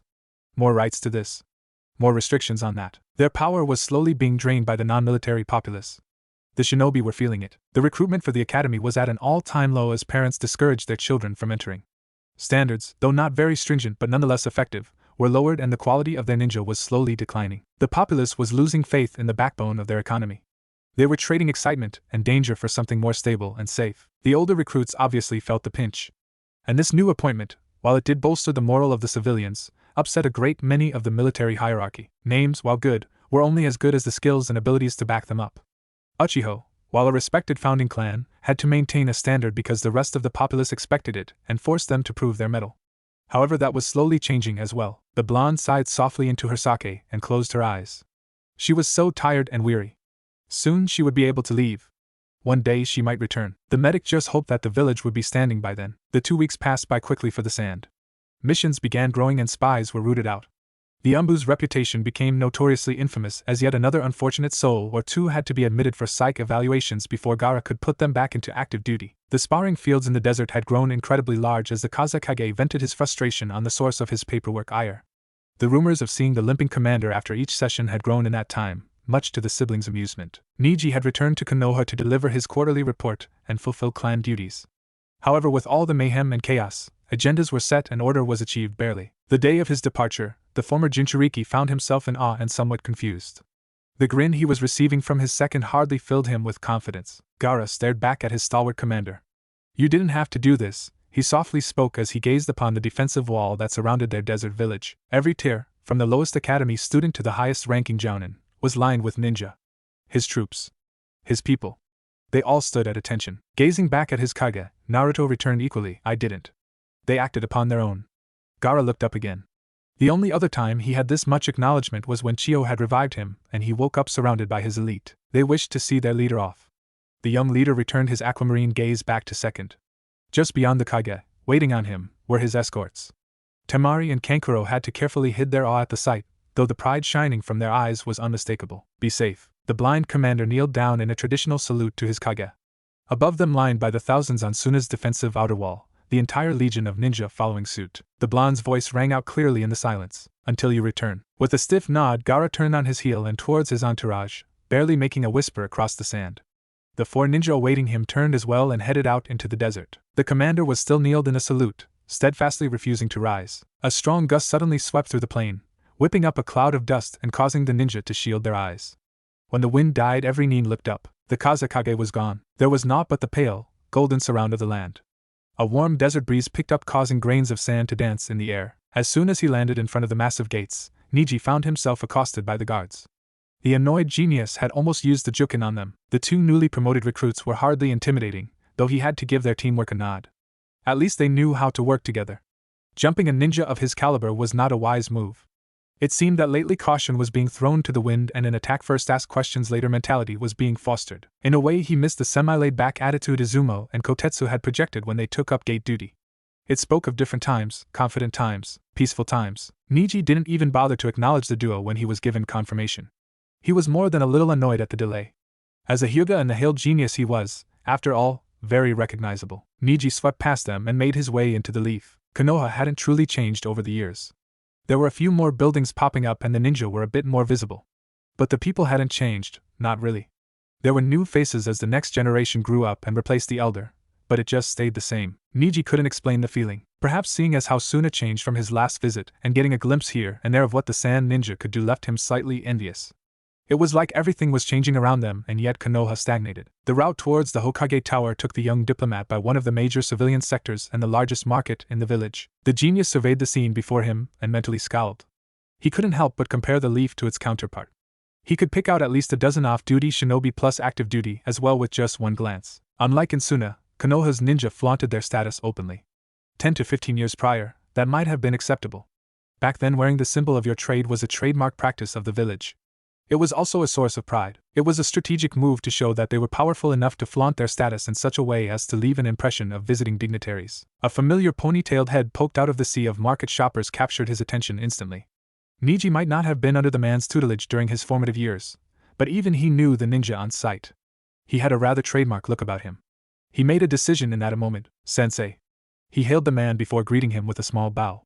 The courtesy and greetings seemed to take the quiet ninja off guard. The seemingly unremarkable male gave a slight nod in return as was socially acceptable. When he straightened, Niji's pale gaze took in the exceptionally neutral countenance of the highly thought of Chunin. Dressed in plain, bland clothing, Yumino Irika seemed the epitome of boring and unremarkable. He wore no identifiable clothing that marked his profession. In his career he ranked a middle-class Chunin who had been a decent instructor and never aspired for a higher rank. His mission quota was just as equally uninspiring, and though he was not allowed to come anywhere near the boy during and after his imprisonment, he was also the only one who steadfastly stood by Uzumaki Naruto during the entire fiasco. The man kept to himself, and was painfully polite with most of his acquaintance. Niji felt the measuring gaze and, not for the first time, wondered how good he actually was. Most, if not all the veteran populace, including his own generation, regarded him with some degree of caution, not because of his battle prowess, though he had garnered something of a reputation, but because of his political ties. Ninja instinctively distrusted politicians more than their own breed because of the non-militaristic power they held as well as double meanings to every nuance a conversation held. The use of words as a weapon was feared almost as much as a bijou. While the sentiment seemed laughable as ninja were the epitome of deception, the distrust still remained. And as he was now considered a politician, Niji found himself within the stifling stigma that followed the name, as if being a Hyuga branch member and highly ranked jounin weren't enough. He couldn't even hold a decent conversation with his old teammates anymore. They watched what they said to a painful degree, and if he was lucky enough to be invited to a social event, the topics remained juvenile and inane to the point of stilted amongst his peers. Even Mato Guy walked on proverbial eggshells around him. The alienation was to the point where he rarely socialized out of duty, and even then he rarely spoke. None of the jounin sensei or the older populace went out of their way to make an effort either. "Yes, what can I do for you, Hyuga-sama?" The polite inquiry was spoken softly. Had he not spent time in Suna actively searching out the shinobi populace, the young Hyuga would have mistaken this man for just another civilian. Even the body language was perfect, giving an air of complete harmlessness. "I have been meaning to speak with you for quite some time, Yumino-san." Niji straightened a bit, sending out a few probes to see if they had any eavesdroppers. And while he gave no indication that he knew what the genius was doing, Niji strongly suspected that Irika had either done the same or understood what was going on. The man gave nothing away. "Is that so?" Niji almost blinked in question. He felt like he was speaking with a professional politician that alone made him do a double take.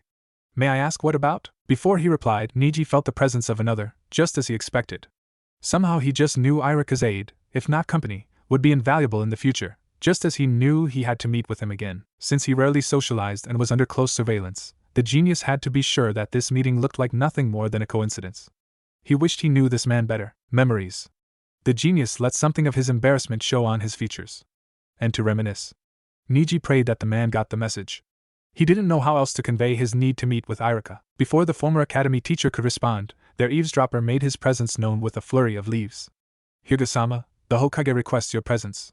The Hyuga diplomat felt his previous irritation rear its ugly head. Niji couldn't quite figure if the disappointment he was feeling was outweighed by his frustration on the entire affair, though he did try to hide it.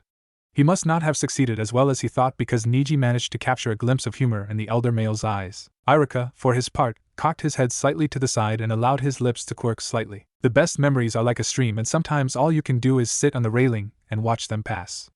I find the easiest to call upon in the peace of the evening."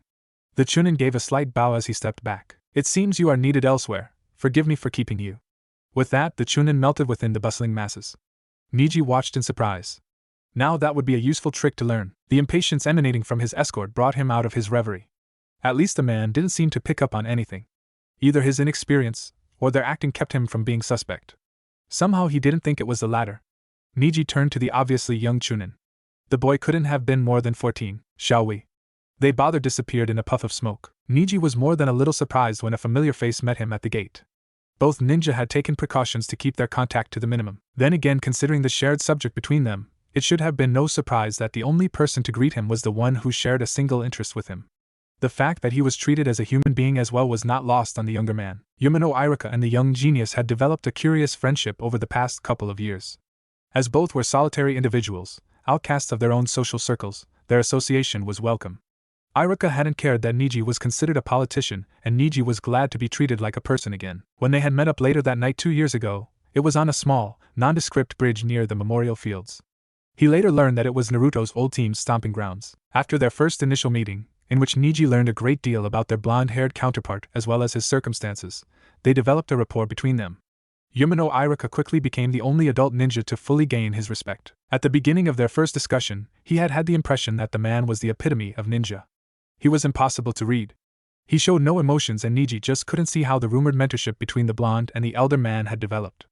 Iruka seemed to just be.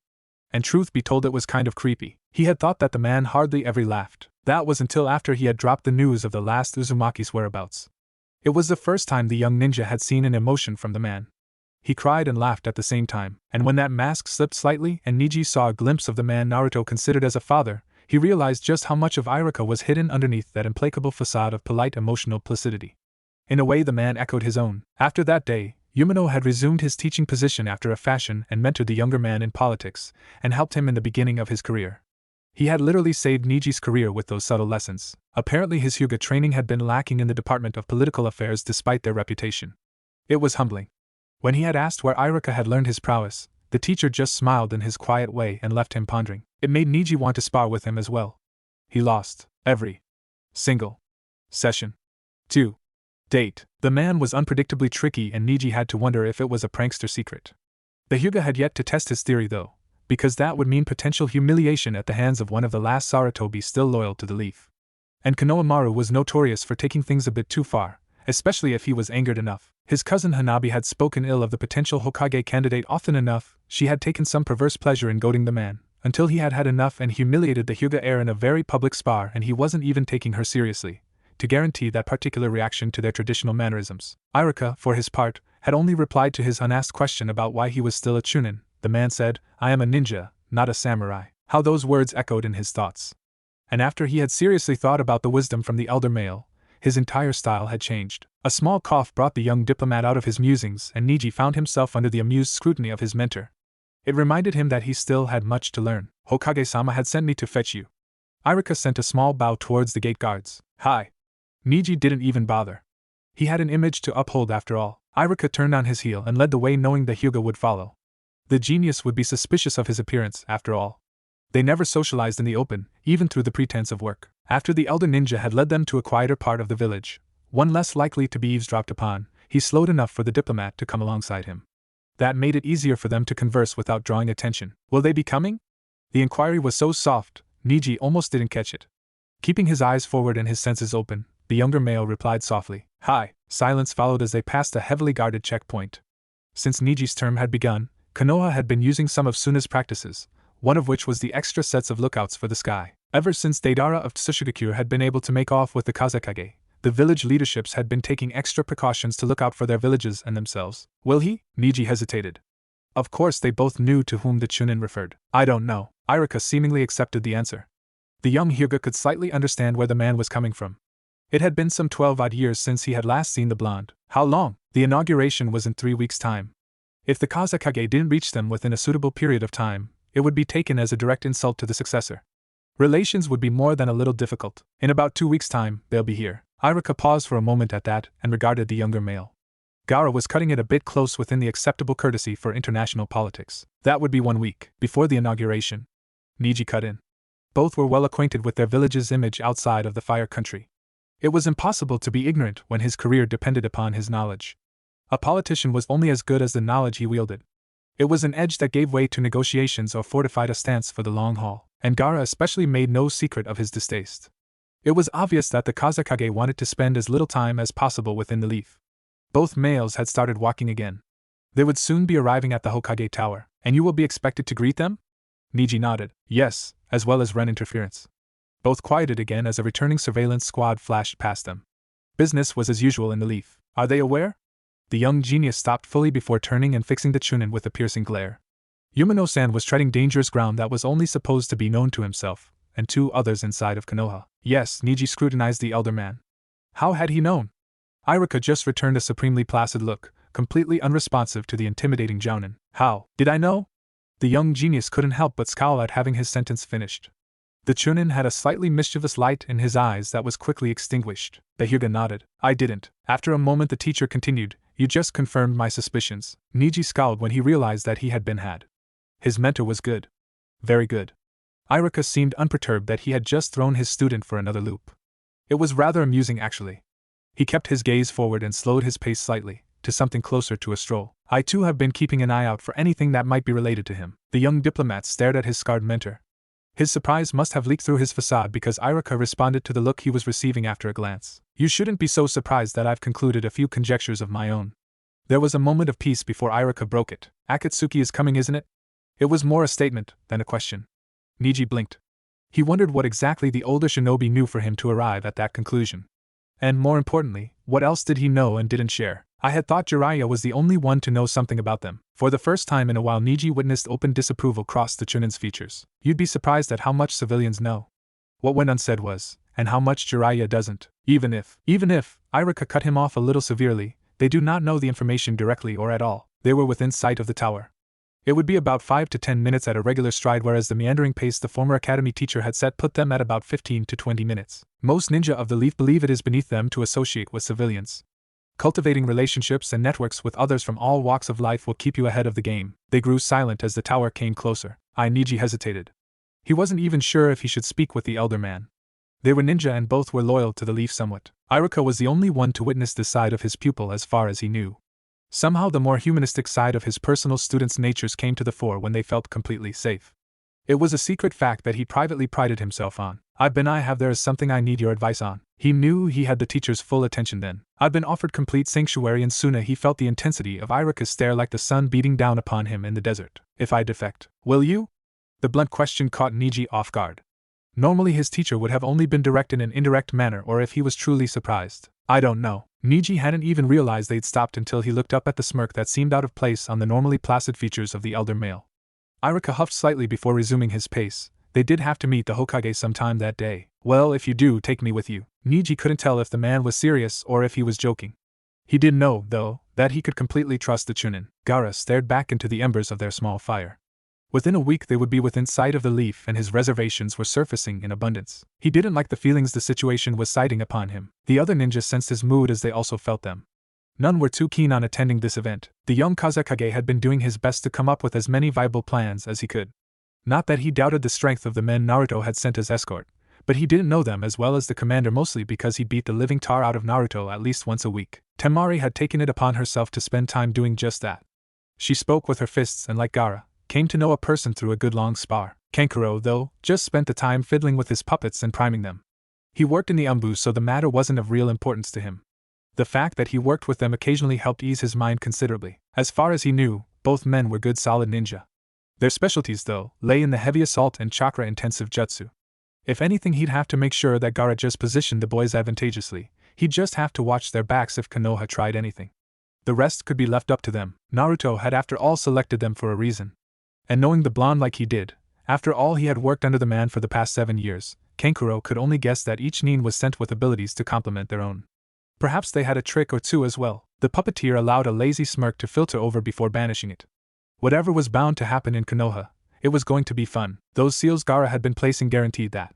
And he was looking forward to it. It would take them 2 weeks to arrive in Konoha, and one had already passed. The Suna ninja had taken to watching the horizon over the wall. After the first day, the guards were hardly surprised to see the commander waiting patiently by the gate. His silhouette was something of a permanent shadow on the wall. What did surprise them was when various elite and lower-ranked ninjas started randomly popping up on the walls as well.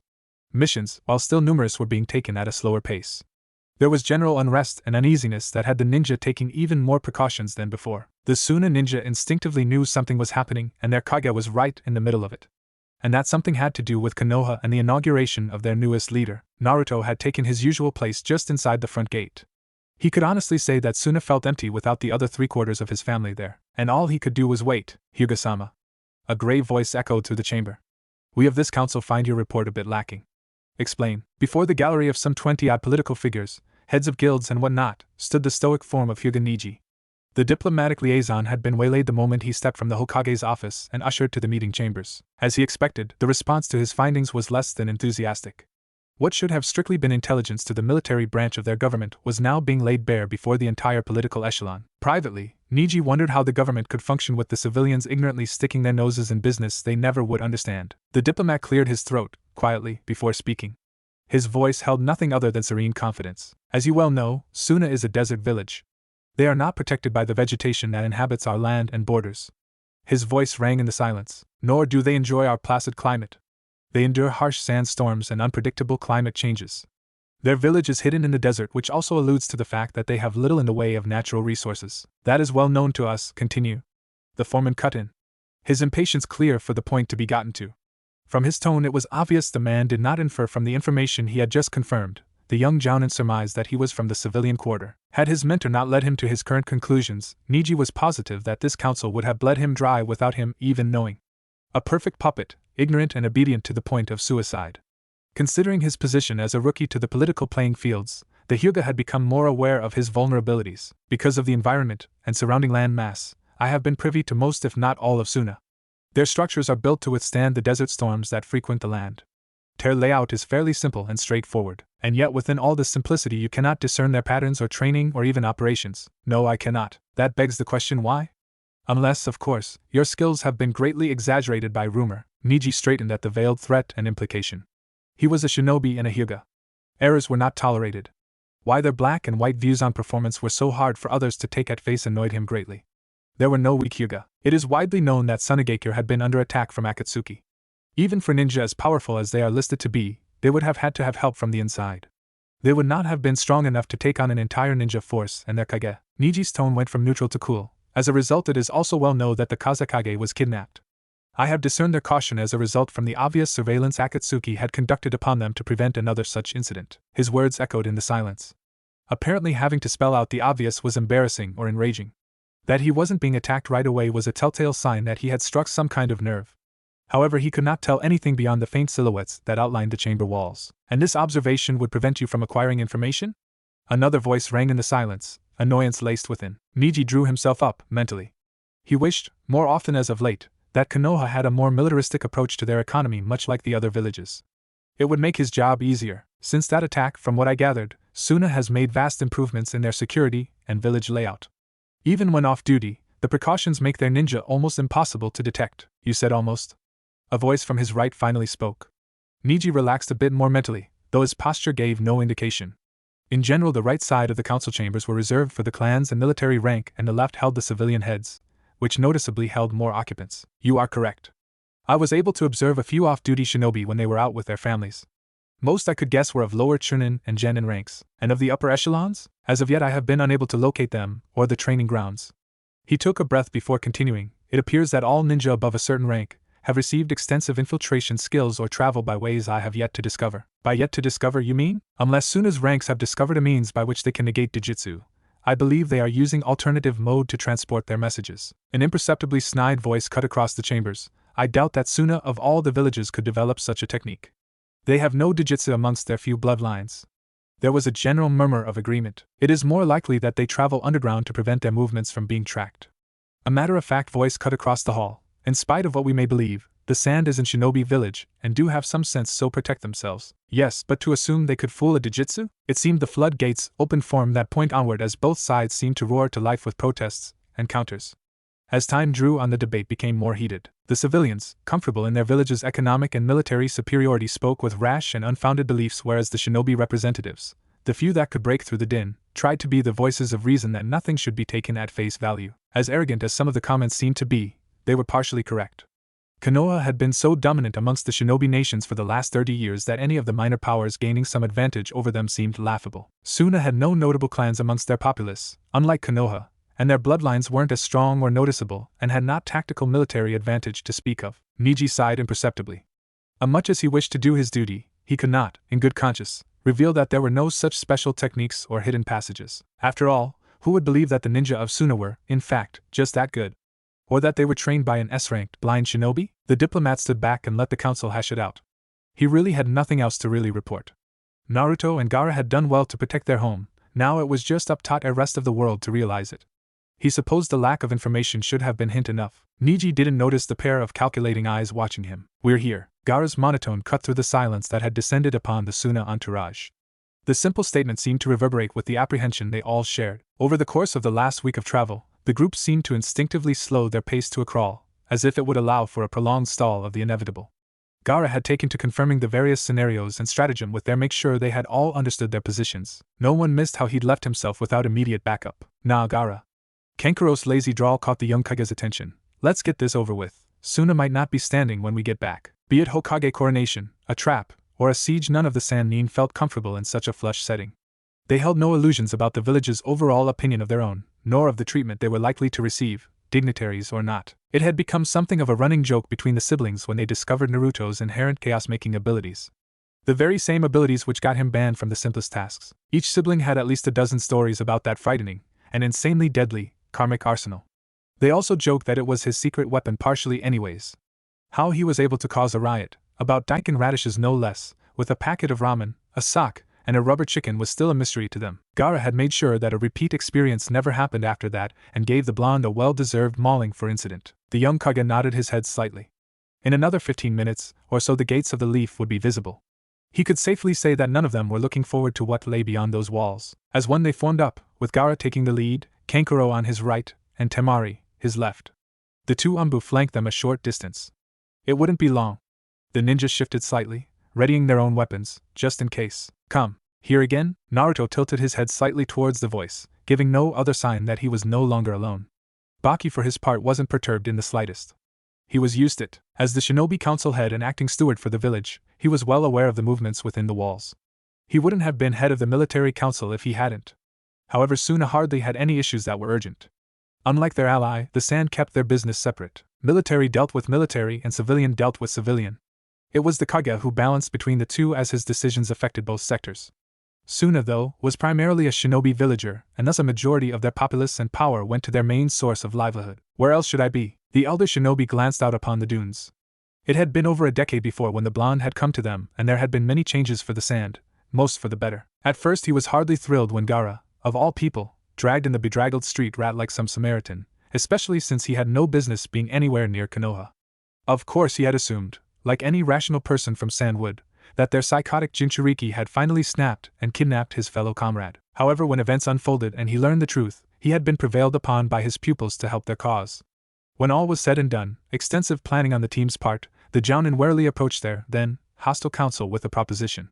It allowed Gaara to keep his find and in return ensure the safety of Suna. Of course they agreed. Baki slightly smirked at the memory. Of course it probably helped that they didn't know the toy Gaara had brought back was another Jinchuriki, nor a former shinobi of the Leaf. At least, not before he had solidified himself in their ranks as one of the best and utterly loyal to Gaara. And even then it was a closely guarded secret. Baki sighed imperceptibly, perhaps overseeing the newest candidates appointed to Umbu, preparing mission reports, acquiring equipment, or building up team solidarity. The elder shinobi trailed off. Naruto, somewhat amused, spoke up. "Do you, of all people, really want me back at HQ building team solidarity?" Baki shivered imperceptibly. "Well, perhaps not doing that but rather spending your time productively." If Naruto's features had been visible, Baki would have seen an eyebrow raised at the suggestion. "I've already been kicked out by Kankuro's replacement for being disruptive." The older male smirked imperceptibly. "And I highly doubt you would like me visiting you at the tower. The Jounin sensei won't let me near their cute little genin teams." Baki almost snorted aloud. Any Jounin sensei worth their salt wouldn't let the teams be traumatized by their, admittedly, under pain of being hazed by subject of admission, slightly psychotic Black Ops commander. Suna had learned that lesson well while he was still only a genin. The blonde's voice drew his attention back to the rant.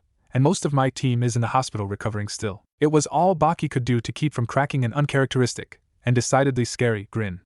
Everyone, including the civilians' populace, in Suna knew their Umbu commander, no matter how genial and quirky, was a natural terror. Not that he was cruel or unkind, but rather he was a force of chaos.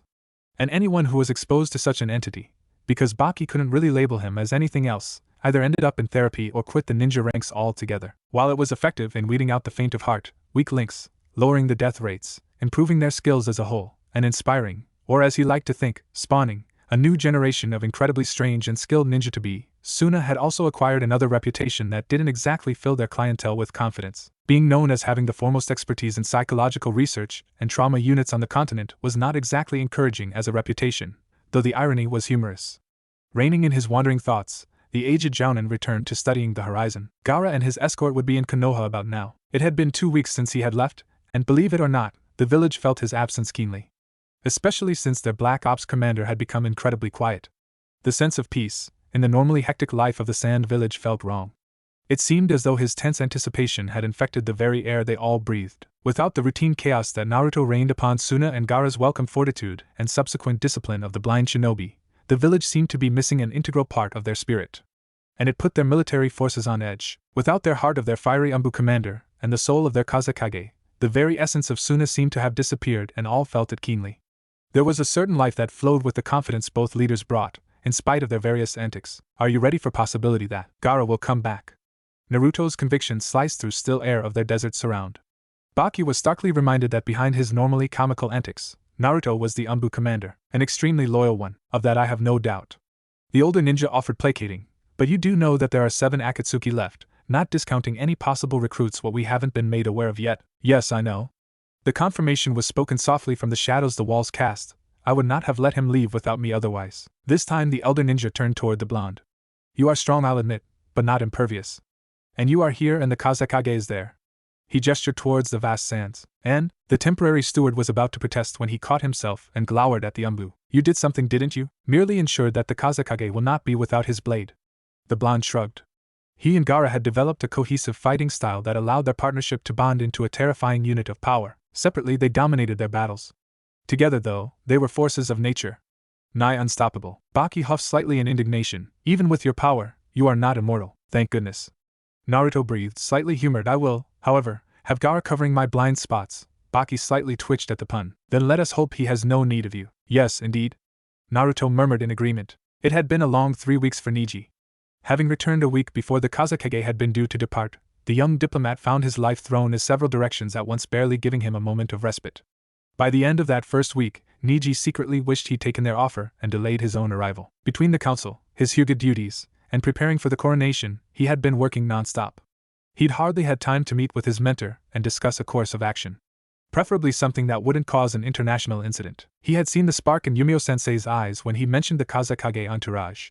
And he knew the Chunin would find a way to have words with the Kazekage at some point. He just hoped he'd be privy to that conversation as well, which brought him to his current duties, waiting for and intercepting the Sand entourage.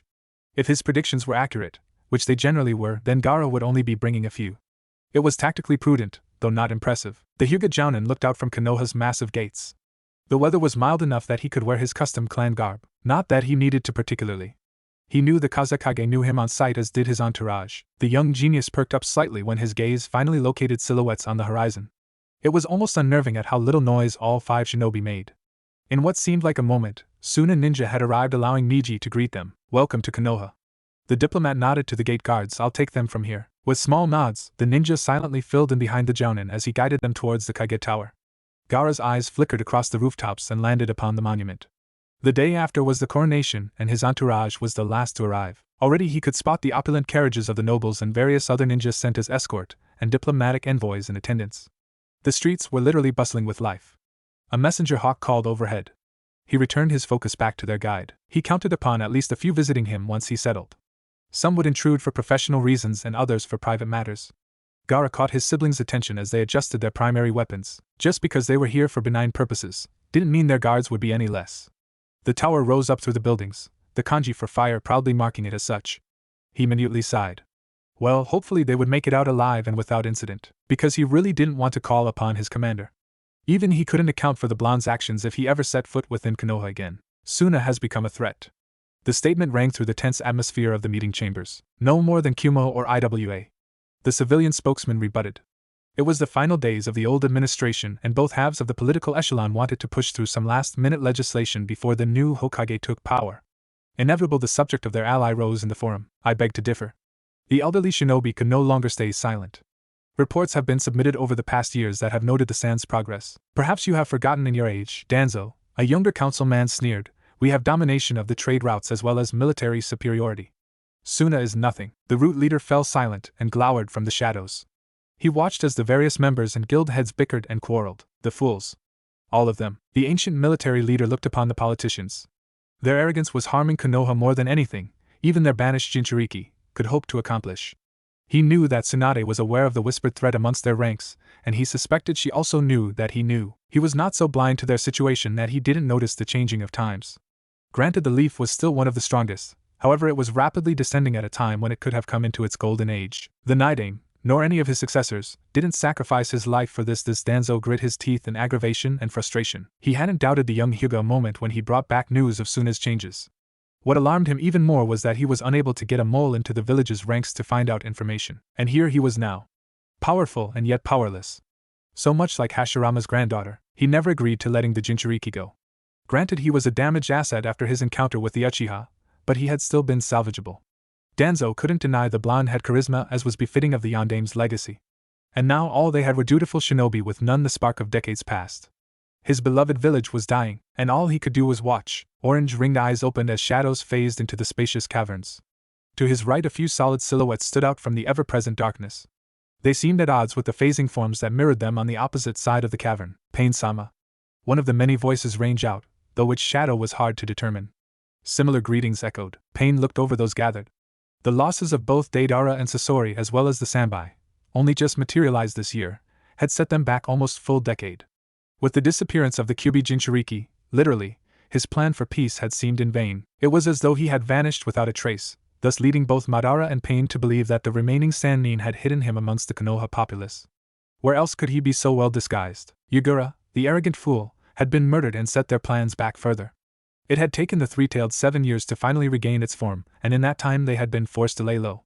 Suna's notable rise to power had created some problems for them, but not as many Konoha and Kumo, both of which seemed to be hunting them actively. Madara and he hadn't found anyone suitable to replace their deceased artistic talents, and finally decided to move forward with the last stage. They had gathered enough chakra possibly match the Nine Tails. You have come. Good. Killing Orochimaru had brought only a modicum of satisfaction. He hadn't given up in trying to acquire the Sharingan or immortality, however he had greatly weakened over the years with his constant body switching. They had yet to locate the younger Uchiha though. It is time. The rest of the S-class Nin shifted slightly in anticipation. They had been held in a suspended state for a good many years and were restless. Gathering the Jinchuriki had been long and arduous. Tobi and Zetsu, as well as Itachi and Kisame, will retrieve the Hachibi from Kumo. Orange eyes slowly scrutinized the gathered ninja around the room. The rest will follow my lead. Just 4 of us? Kakuzu queried. They were strong, yes, but chances of them succeeding against a largely superior military force were conspicuously low. Konoha had some large bounties, but they would only be worth something if he was alive to collect. Even with a Jashinist and his multiple hearts, he doubted that would be enough. Pain, understanding the query, spoke in one of his rare moments of indulgence. I will be taking the 6 paths as well. HN. Kakuzu grunted his acknowledgement, slightly more at ease and assured their success. Only 2 were now left, and they were setting out to gather the greater of the 2. And with their force, they would eradicate any opposition along the way.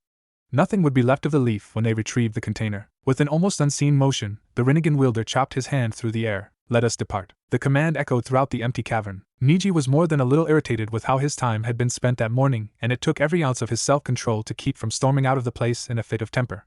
The summons was a waste of valuable time in his opinion. However, that was neither here nor there because he was duty-bound to appear regardless. Hyuga-san. The young diplomat stopped mid-stride as he patiently waited for his company to catch up.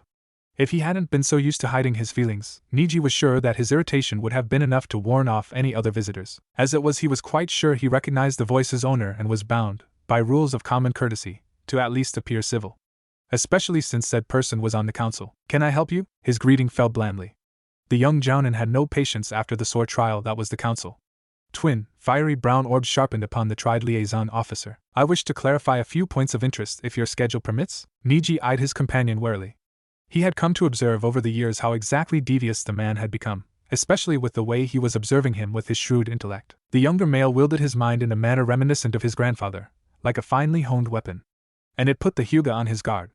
Even 4 or 5 years his junior, the council member could easily run rings around him. Niji's prodigious talent lay in combat and tactics, which he was slowly learning were not the be-all and all in the shinobi world. Of course, he replied mildly. Niji scanned for any potential eavesdroppers before returning his attention back to the man before him. He had been caught in the entrance forum of the Hokage's tower, and with all the foot traffic they would largely inconspicuous. If there was one thing he learned in his brief time amongst the politicians of the land was that he was a novice when it came to playing chess with words.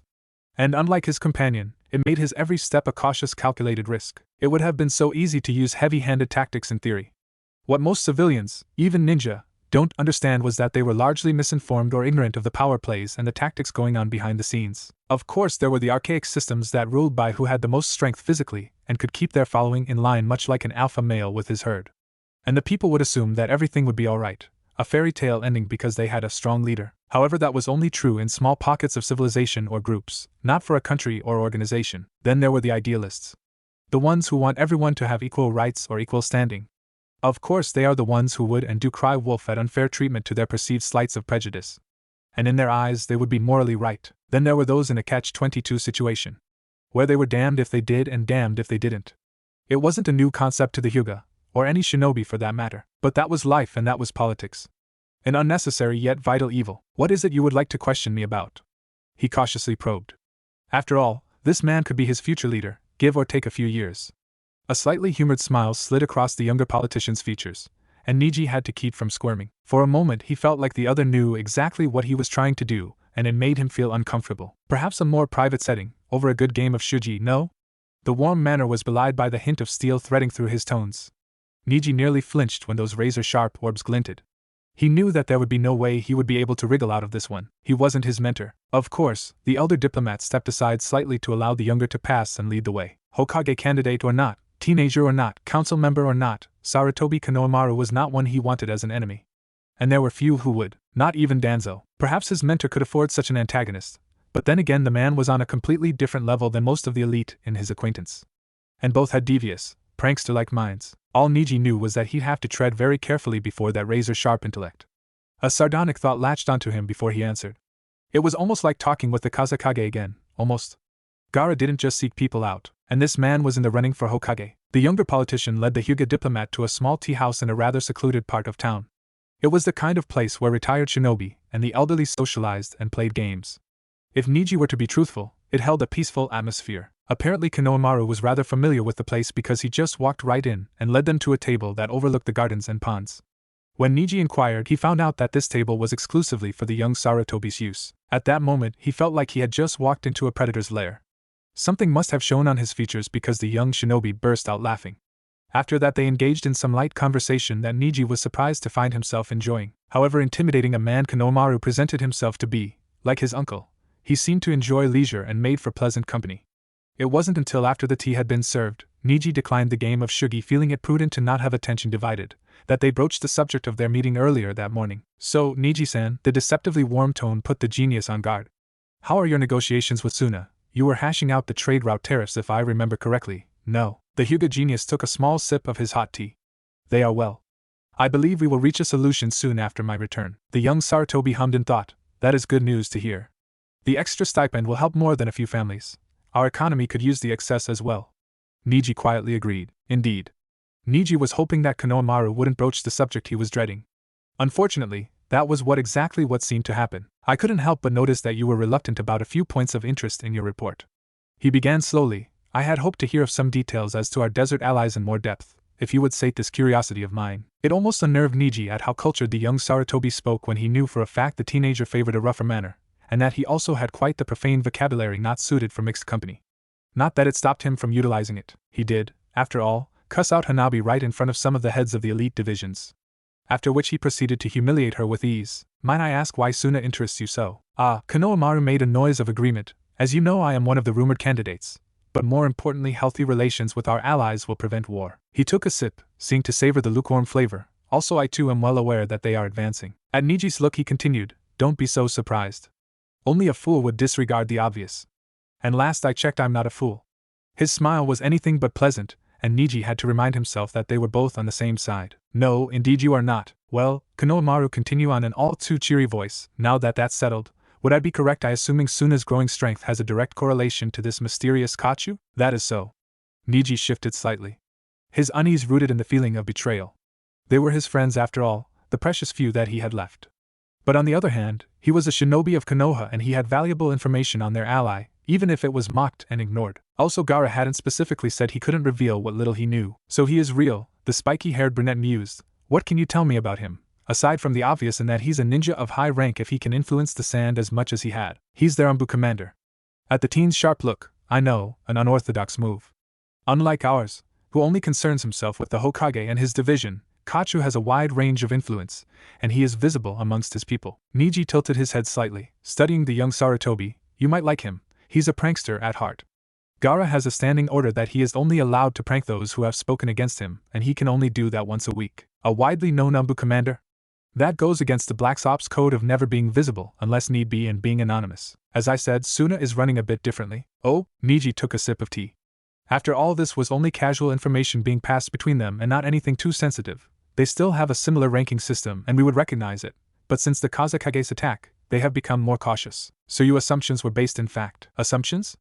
Niji rejoined sharply. Konohamaru seemed to shrug off the tone. Your address in council, that their stealth and infiltration was amongst the best in the continent. Amongst other skills, yes. If they can evade even you, then they must be doing something right. Niji came to a decision in that moment. How about being trained by the blind? The teenager looked up sharply. By that I assume that you mean this Kachu? The Hyuga slightly inclined his head. Konohamaru rubbed his chin and thought. Interesting. He mused. I would like to meet him one of these days. Niji put his cool cup of tea down and stood, nodding slightly to his host. He was tired and it had been a long day. Konohamaru waved him off, apparently understanding his guest's silent wishes. The Hyuga diplomat didn't know what to make of the Sarutobi. Dangerous, he knew, but his motives? He had to wonder. Why do you still fight for Konoha, especially after what they did to him? Konohamaru took his time in answering. The answer to that was extremely personal. The teen then grinned. To honor a promise I made my rival. That one day we would fight for the position of Hokage. Now it's just me. A small smile replaced the mischievous look, but also to protect my precious people. Because that is my nindo. He shrewdly eyed the diplomat. Why do you fight Niji-san? For the future. He replied succinctly, and to change the Hyuga, like we promised. Niji and I? Hinata was more than a little surprised to find her cousin loitering at her door. Between his duties and Suna and her former family, she was surprised he had any spare time for her, as trivial as the sentiment seemed. With the inauguration being made public tomorrow, she was sure that he hardly a moment to himself. The younger woman eyed the weary expression her cousin was valiantly trying to hide. Perhaps some tea was in order after all. Come in. She moved to the side of the door to allow her cousin through. Niji took the proffered gesture and entered the serene sanctuary of his cousin's spacious front room. It had been a while since he'd last visited her. He slipped his sandals off and waited for her to lead him to her entertainment room for tea. He didn't have to wait long as his relative led him through the hall towards the porch that overlooked the small garden she had in the back. When Hinata left to gather the tea, Niji chanced to look around. His cousin had done well for herself. Granted, she had been married off by his uncle to make way for Hanabi, but it wasn't a bad situation either. He eyed the varnished cedar that made up the various furniture and decor. Knowing his uncle, and by extension clan nobility, Niji knew that his gentle cousin would not have been given away to just anyone. They had to be on noble standing and within the ninja village. Any chance of marrying outside of the village was a risk to their village security, especially in leaked ninja information, and it was one the Hyuga were unwilling to take. He also knew that she bore a marriage seal that ensured the Byakugan was not passed on to any of her children. But as he noticed earlier, his cousin was hardly in a bad situation either. It seemed that his uncle still held some affection for her, and thus conspired with another clan head to ensure her happiness, or at least contentment. And seeing as the clan was in good standing and were affable in character, he had no objections either, though the choice of bridegroom did surprise him. If anything, his cousin was cherished and adored in a growing relationship. Even he could see the gentle affection that was growing between them, especially with the growing child she was carrying at the moment. Though he was sure she was restless considering she was off the active Nin roster for a few months now. The clink of china alerted him to his cousin's presence, and Niji, seeing her struggle a little to balance the tray, was by her side and assisting her within a blink of the eye. The tired smile she threw his way in thanks was assurance enough. She would never ask for help, but she wouldn't turn it away either. They allowed for the quiet of the afternoon to flow around them as both cousins helped serve the tea. It was a peaceful visit, something that event the tranquil grounds of the Hyuga compound had yet to achieve. There was always a veil of tension over the clan home, which was probably why he spent so much of his free time with his cousin, away from them. Niji allowed his mind to wander freely without thoughts of Suna, the inauguration, or even his allegiance. He took time to study Hinata. She seemed happy, and the little one looked healthy enough. He knew she had miscarried 2 years earlier. They still couldn't figure out the cause, and it devastated her. This time, he knew they were taking no chances. As soon as they found out, Chuji had her name pulled from active duty roster as Shino and Kiba shadowed her whenever they were home from missions. Not to mention Naro shadowed her as well. Even if he didn't completely like her teammates, Niji was grateful that they were overprotective of her in this instance, and he knew it irked her that they protected her so. His meandering was broken when his cousin called him softly. Apparently, according to her, he had been lost in his tea leaves as he had been staring at his teacup for a while now. Niji huffed at the insinuation that his conduct was, at any point, without dignity. The small act caused Hinata to smile as a mental image came unbidden of her rather proper cousin flopping down on some cushions in an ungraceful manner. Their amusement was cut off when a familiar bird call sliced through the sky, alerting both to the summons. The jounin sat his teacup aside, barely withholding a sigh. Hinata, thank you for the tea, but it seems duty calls. Niji rose and helped his pregnant cousin from her seat. Hinata, being the ever-thoughtful hostess, walked him to the door. You are always welcome, Niji. The young jounin smiled and bid his cousin farewell. In spite of their familial difficulties, he truly did wish her the best. Her marriage might not have been to the one of her dreams, but considering many of the alternatives, her current situation was for the best. And Akimichi Chuji had better keep it that way. You ready for this? Tsunade turned back from the view of Konoha she had been looking upon. I have been ready for years. The job had taken its toll on her, more than she'd like to admit. She was tired beyond it actually. The more time dragged on, the more she wished to just hang up her hat and bolt through the gate. However, being a Senju, a direct descendant of Hashirama no less, and being raised to fulfill her duty kept her from doing just that. Her sense of loyalty and honor were almost tangible physical forces and, unlike earlier in her life when she walked away from Konoha after Nawaki and Dan's deaths, she just couldn't summon the strength to break her word. Jiraiya looked upon his remaining teammate, trying to gauge her reactions. She had changed over the years. So had he. Sometimes it felt like they were little more than strangers to each other. Just think, one more day and you can retire for good. He added a bit cheerfully. I can hardly wait. Jiraiya frowned. Tsunade hadn't been a basket full of sunshine and flowers over the years, but neither was she one to be depressed. Harem. When she met his serious gaze, he knew he had her undivided attention. You have to some duties to wrap up. I know. Her eyes flickered towards the portraits of her predecessors. So much could have been different. So much changed. Would his heritage have done him any good, do you think? There were no doubts in their minds as to whom she was alluding. Jiraiya didn't even take a moment in answering. No. Why do you say that? Tsunade Harem, which generation is taking over? He spoke gently. Naruto's. Have they fought in war? No. Do they truly know the meaning of sacrifice? No. Not like those of Kakashi's generation. Do you think they would understand exactly how great a role Minato had in the IWA war? How much it meant to the people? No.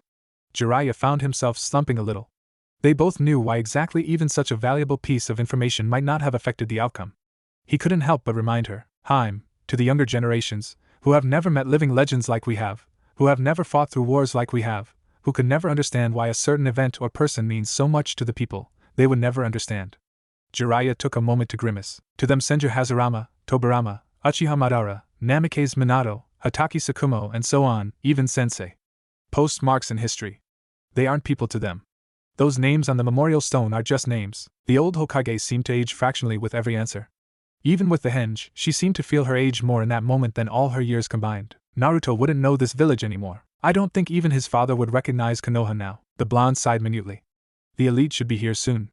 Jiraiya acquiesced to the change of subject. He too felt his age and that perhaps he should follow his teammate into retirement. He was done here. All that was left were the preparations for the possible Akatsuki attack. Then I won't keep you waiting. He gave her a slight bow before disappearing in a puff of smoke. Even as he hopped towards the hot springs, the old toad sage looked upon his home village. He took in the various faces and shinobi before sighing and increasing his pace.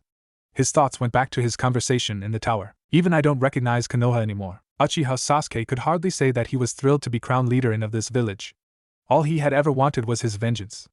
To vent his hate and pain on the one person he still loved more than life itself, though he would never admit it. The greater the love he learned, the more powerful the hate. It seemed that the small 8-year-old child that had been abandoned long ago had never left him. It was the one bond he could not rid himself of, unlike the others he had almost cleanly severed when he had tried to defect some 13 years before. No matter how much he wished to be rid of the attachments, they just seemed to cling to him. When he had awoken from his coma a few weeks after the fight, he had been literally bowled over by his near-hysterical female teammate. And it had taken him several showers later before he could feel completely comfortable in his skin again, and not like Sakura's wet tissue. That time had been hectic all around.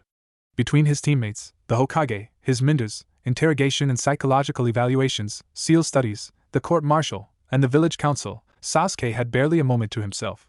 And it was 3 months before he noticed the absence of his normal irritation. The rather harried, extremely bitter, and verbally venomous, and practically abusive, Uchiha had privately noticed the blonde's absence, which he was rather certain an oddity in itself. Knowing the idiot like he did, Sasuke was certain the dobe would have been hanging off him the moment he opened his eyes. His pride, though, wouldn't allow him to inquire after the blonde. After all, he couldn't show concern for the one directly responsible for keeping him from his dreams. A year later, he assumed the orange eyesore was assigned to another team, or on a training trip. After all, the village probably would have rewarded the fool for bringing back their prized genin, and Team 7 was effectively disbanded the moment he tried to defect. Halfway into the second year after his failed defection, he seriously began revising his opinion. His assumption, however sound of logic, just didn't add up. Naruto had practically proclaimed the Avenger his best friend and brother, and knowing the idiot like he thought he did, the blonde would have glued himself to his side, making a general nuisance of him and bothering the Uchiha to no end. Most likely to make sure he didn't run off again, not that he could with so many eyes on him. Well, that and he spoke with and met with Sakura and Kakashi often enough to know they were still around, thought there was always something off. The fact the blonde practically disappeared on them was cause for question enough. It would be another 5 years before he found out the truth of his missing ex-teammate's fate. He had to literally corner his ex-sensei to even ask.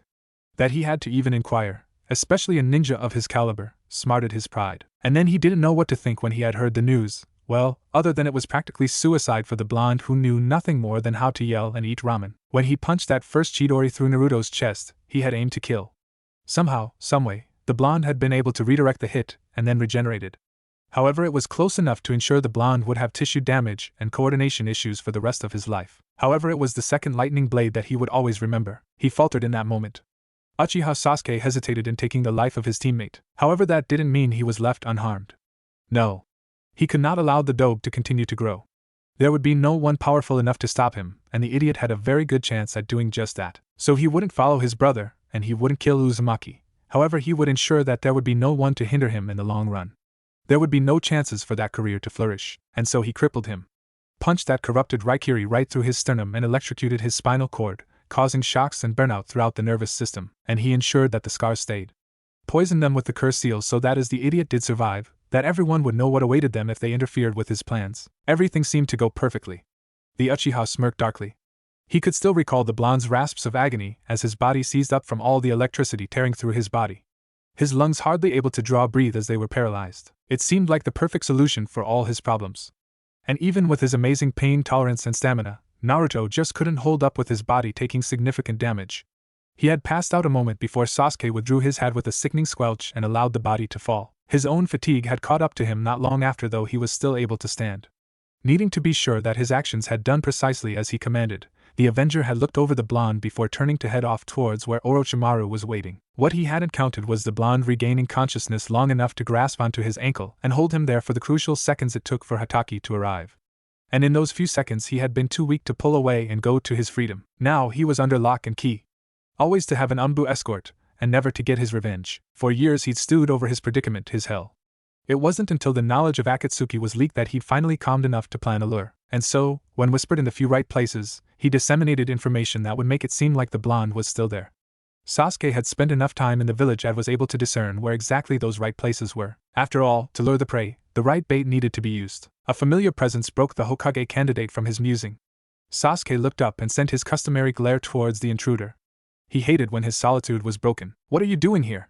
He spoke coldly, seemingly to no one. Ma, don't be like that."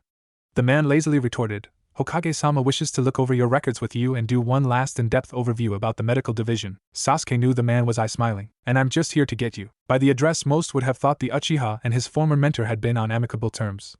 After all, it was a widely known fact that Hatake had favored him during their initial team training. Nothing could have been further from the truth. Even with the appearance of civility between the former teammates, there was a viable air of tension and coldness that left no doubt that Sasuke hadn't been fully forgiven. In fact, Hatake had shown signs of passive-aggressive hostility towards the ninja. Kakashi wasn't one to go out on a limb for anyone, no matter how powerful or talented. For an introvert such as him, to extend himself emotionally, to allow for that connection, it was asking more of him than he had given in decades. There was also the very big possibility of pain, and yet he saw something in the young Uchiha that was redeemable. A light that let him know the younger male wasn't completely consumed by darkness. And then teenager had just turned around, slapped him right in the face after all that he had done for him. His dead teammate might have been a factor in his initial choice for training the young Uchiha. However, it was more to prevent another life from being lost to the same black void that had consumed him in younger years after his father's death, and later in Umbu after Rin's murder. And if his chosen student could hurt him that badly, could disregard his advice that easily, could sacrifice his comrades without a thought, then what could his less favored students do to him emotionally? So he climbed back into that shell that protected his battered soul from the world, for so many years, and severed connections with the one other student that was most likely to succeed in getting past his guard. Though Sasuke seemed to be adept at doing just that. And he always did get a reaction out of the silver-haired jounin by pressing the one subject that was taboo for the man. He didn't care if the topic was unrelated to the one broached. He just wanted everyone to feel like he did, miserable and chained, because it was their fault he was still here and not chasing his ambition. You never saw the Dobe's medical reports, did you? The copynin stiffened. It's no surprise, after all you just assumed like everyone else. Poisonous. Just like the snakes he summoned. No, Kakashi would not relish serving under him. In fact, he knew that, along with himself, almost all of the elite had requested retirement, and had been summarily denied. Even some chunin tried to resign as well. It spoke a lot about a man's character if the lower ranks were willing to sacrifice a chance at a rank promotion for early retirement. Especially when most of those requests came from the younger and more ambitious generations. The Hatake had taken time to observe his student before renouncing him. He didn't like what he saw. And now, soon, everyone else was going to see why he cut almost all ties to the Uchiha. The situation made Kakashi all the more aware that Naruto was not one to blame. In fact, he was one who should have been revered.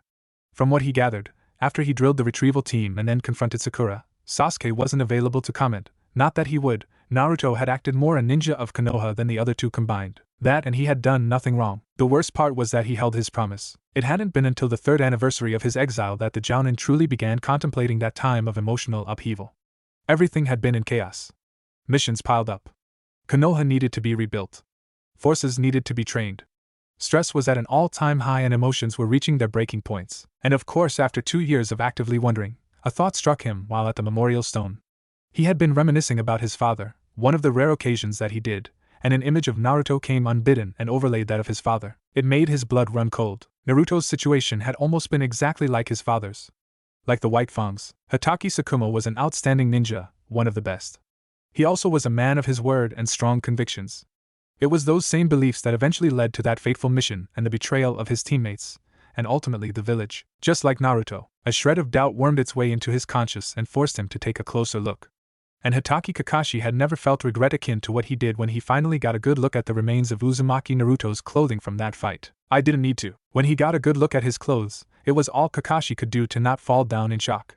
And it wasn't until he read the clues the clothes told and investigated the demolished falls once more for answers that the horrifying realization and regret truly began setting in. The jacket alone held 2 telltale puncture marks, the signs he was intimately familiar with. The once bright fabric was scuffed and torn in more than a few places, the signs of hand-to-hand combat.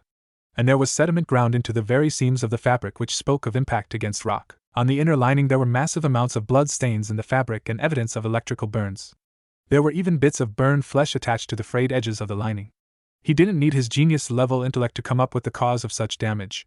It was rather obvious. The worst part was that there was no way of going back and undoing what had been done. When they had entered that cell, where Naruto was being held all those years ago, he had not thought anything of the black cloth that covered the genin's shaved head, nor the eyes, only that it was standard procedure with high-risk prisoners and it would keep them from knowing their surroundings and the layout of the prison compound. In fact, he had looked over many details consciously. Subconsciously, though, his near-didactic memory picked up on the telltale signs of trauma, the scars peeking out from under the rim of the cloth, where his eyes were.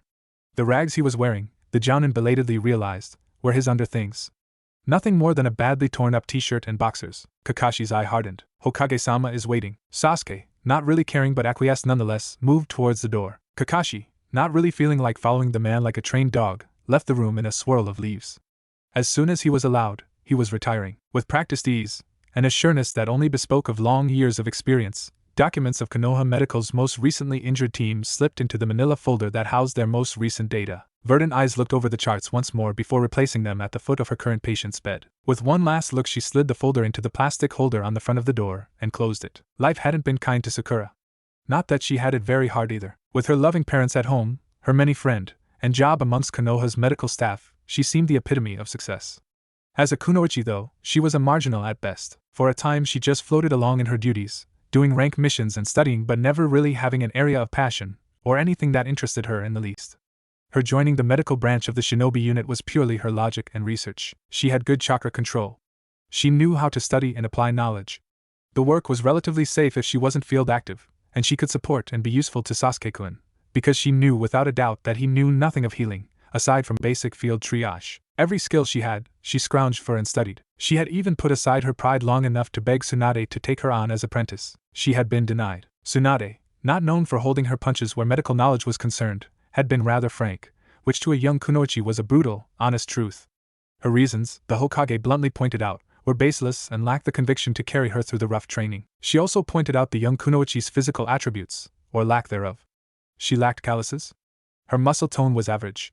And she had taken up the occupation for the wrong reasons. It was those very same reasons that had her floundering. Her foundations were crumbling. It had taken her years of extra training, something she loathed because she lost her feminine curves. And while it was her passion, Sakura forced it to be her expertise. In a way, it was more gratifying to know that she earned her own place in the world and carved a niche for herself. It was also a bittersweet victory for her, though. For all her intelligence, she was only considered mediocre at best, lackluster by most, and as was expected for a civilian trying to fit into the shinobi ranks. That wasn't to say her chakra control was bad, quite the opposite. She was actually just shy of the Hyuga level in precision, and because of that, she was allowed into the surgeries. However, those times were few and far between because she lacked stamina and lasted far less than even a decent medic. On top of that, her relationship to Sasuke was cold at best, and on some days, he was downright cruel.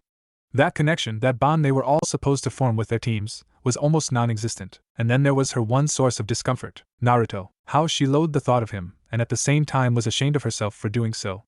Even after all this time, she resented his actions towards Sasuke. After all, like most civilized people she knew, there was always another way. As she was always taught, brute strength wasn't everything. There was always compromise and diplomacy. The idiot probably hadn't even tried to talk it out. He didn't have to hurt Sasuke-kun that badly, at least that's what she told herself in the beginning. Sakura told herself that for 3 years. And then the doubts started clawing their way into her mind. Especially when those of the retrieval team didn't take too kindly to her words about Naruto, especially after his disappearance. And while the others seemed to be on genial terms with her, those 5 boys only acknowledged her with cool indifference on the rare occasions they came into contact with her. Even Inuzuka Kiba, which surprised her tremendously as the dognin was not that close to her former teammate. Then, over the years, most seemed to warm up. Now, though, she wasn't so sure, and with the inauguration of her wayward crush soon to happen, the Chunin didn't know what to think anymore. Sarutobi Konohamaru, known as the widely feared Monkey King, after the legend of Son Goku, in the bingo book, sat quietly overlooking the village he called home. He perched upon the bust of his grandfather, and allowed his legs to swing over the ledge. He missed him. He missed the unmistakable, vibrant energy that swirled around him like a whirlwind. He missed the honest grin when he was alone with his, jokingly dubbed, cute little genin squad. Naruto was his mentor in the ways of pranking, rival, and secretly elder brother, but more importantly, his personal hero. This should have been yours, Oyaban. A hawk's call interrupted the solitude, and brought him out of his musings. Konohamaru sighed before grunting slightly as he pulled himself up. Duty called, like always. The Hokage was going to issue her subordinates final orders before the inauguration. Taking a last glance at the village he had sworn to serve, the young jounin disappeared in a swirl of leaves, which floated down towards the village. Each leaf carrying a promise renewed in remembrance of another. It's mine to protect now. The southern gates of Kumogakure erupted in a cloud of dust, smoke, and fire.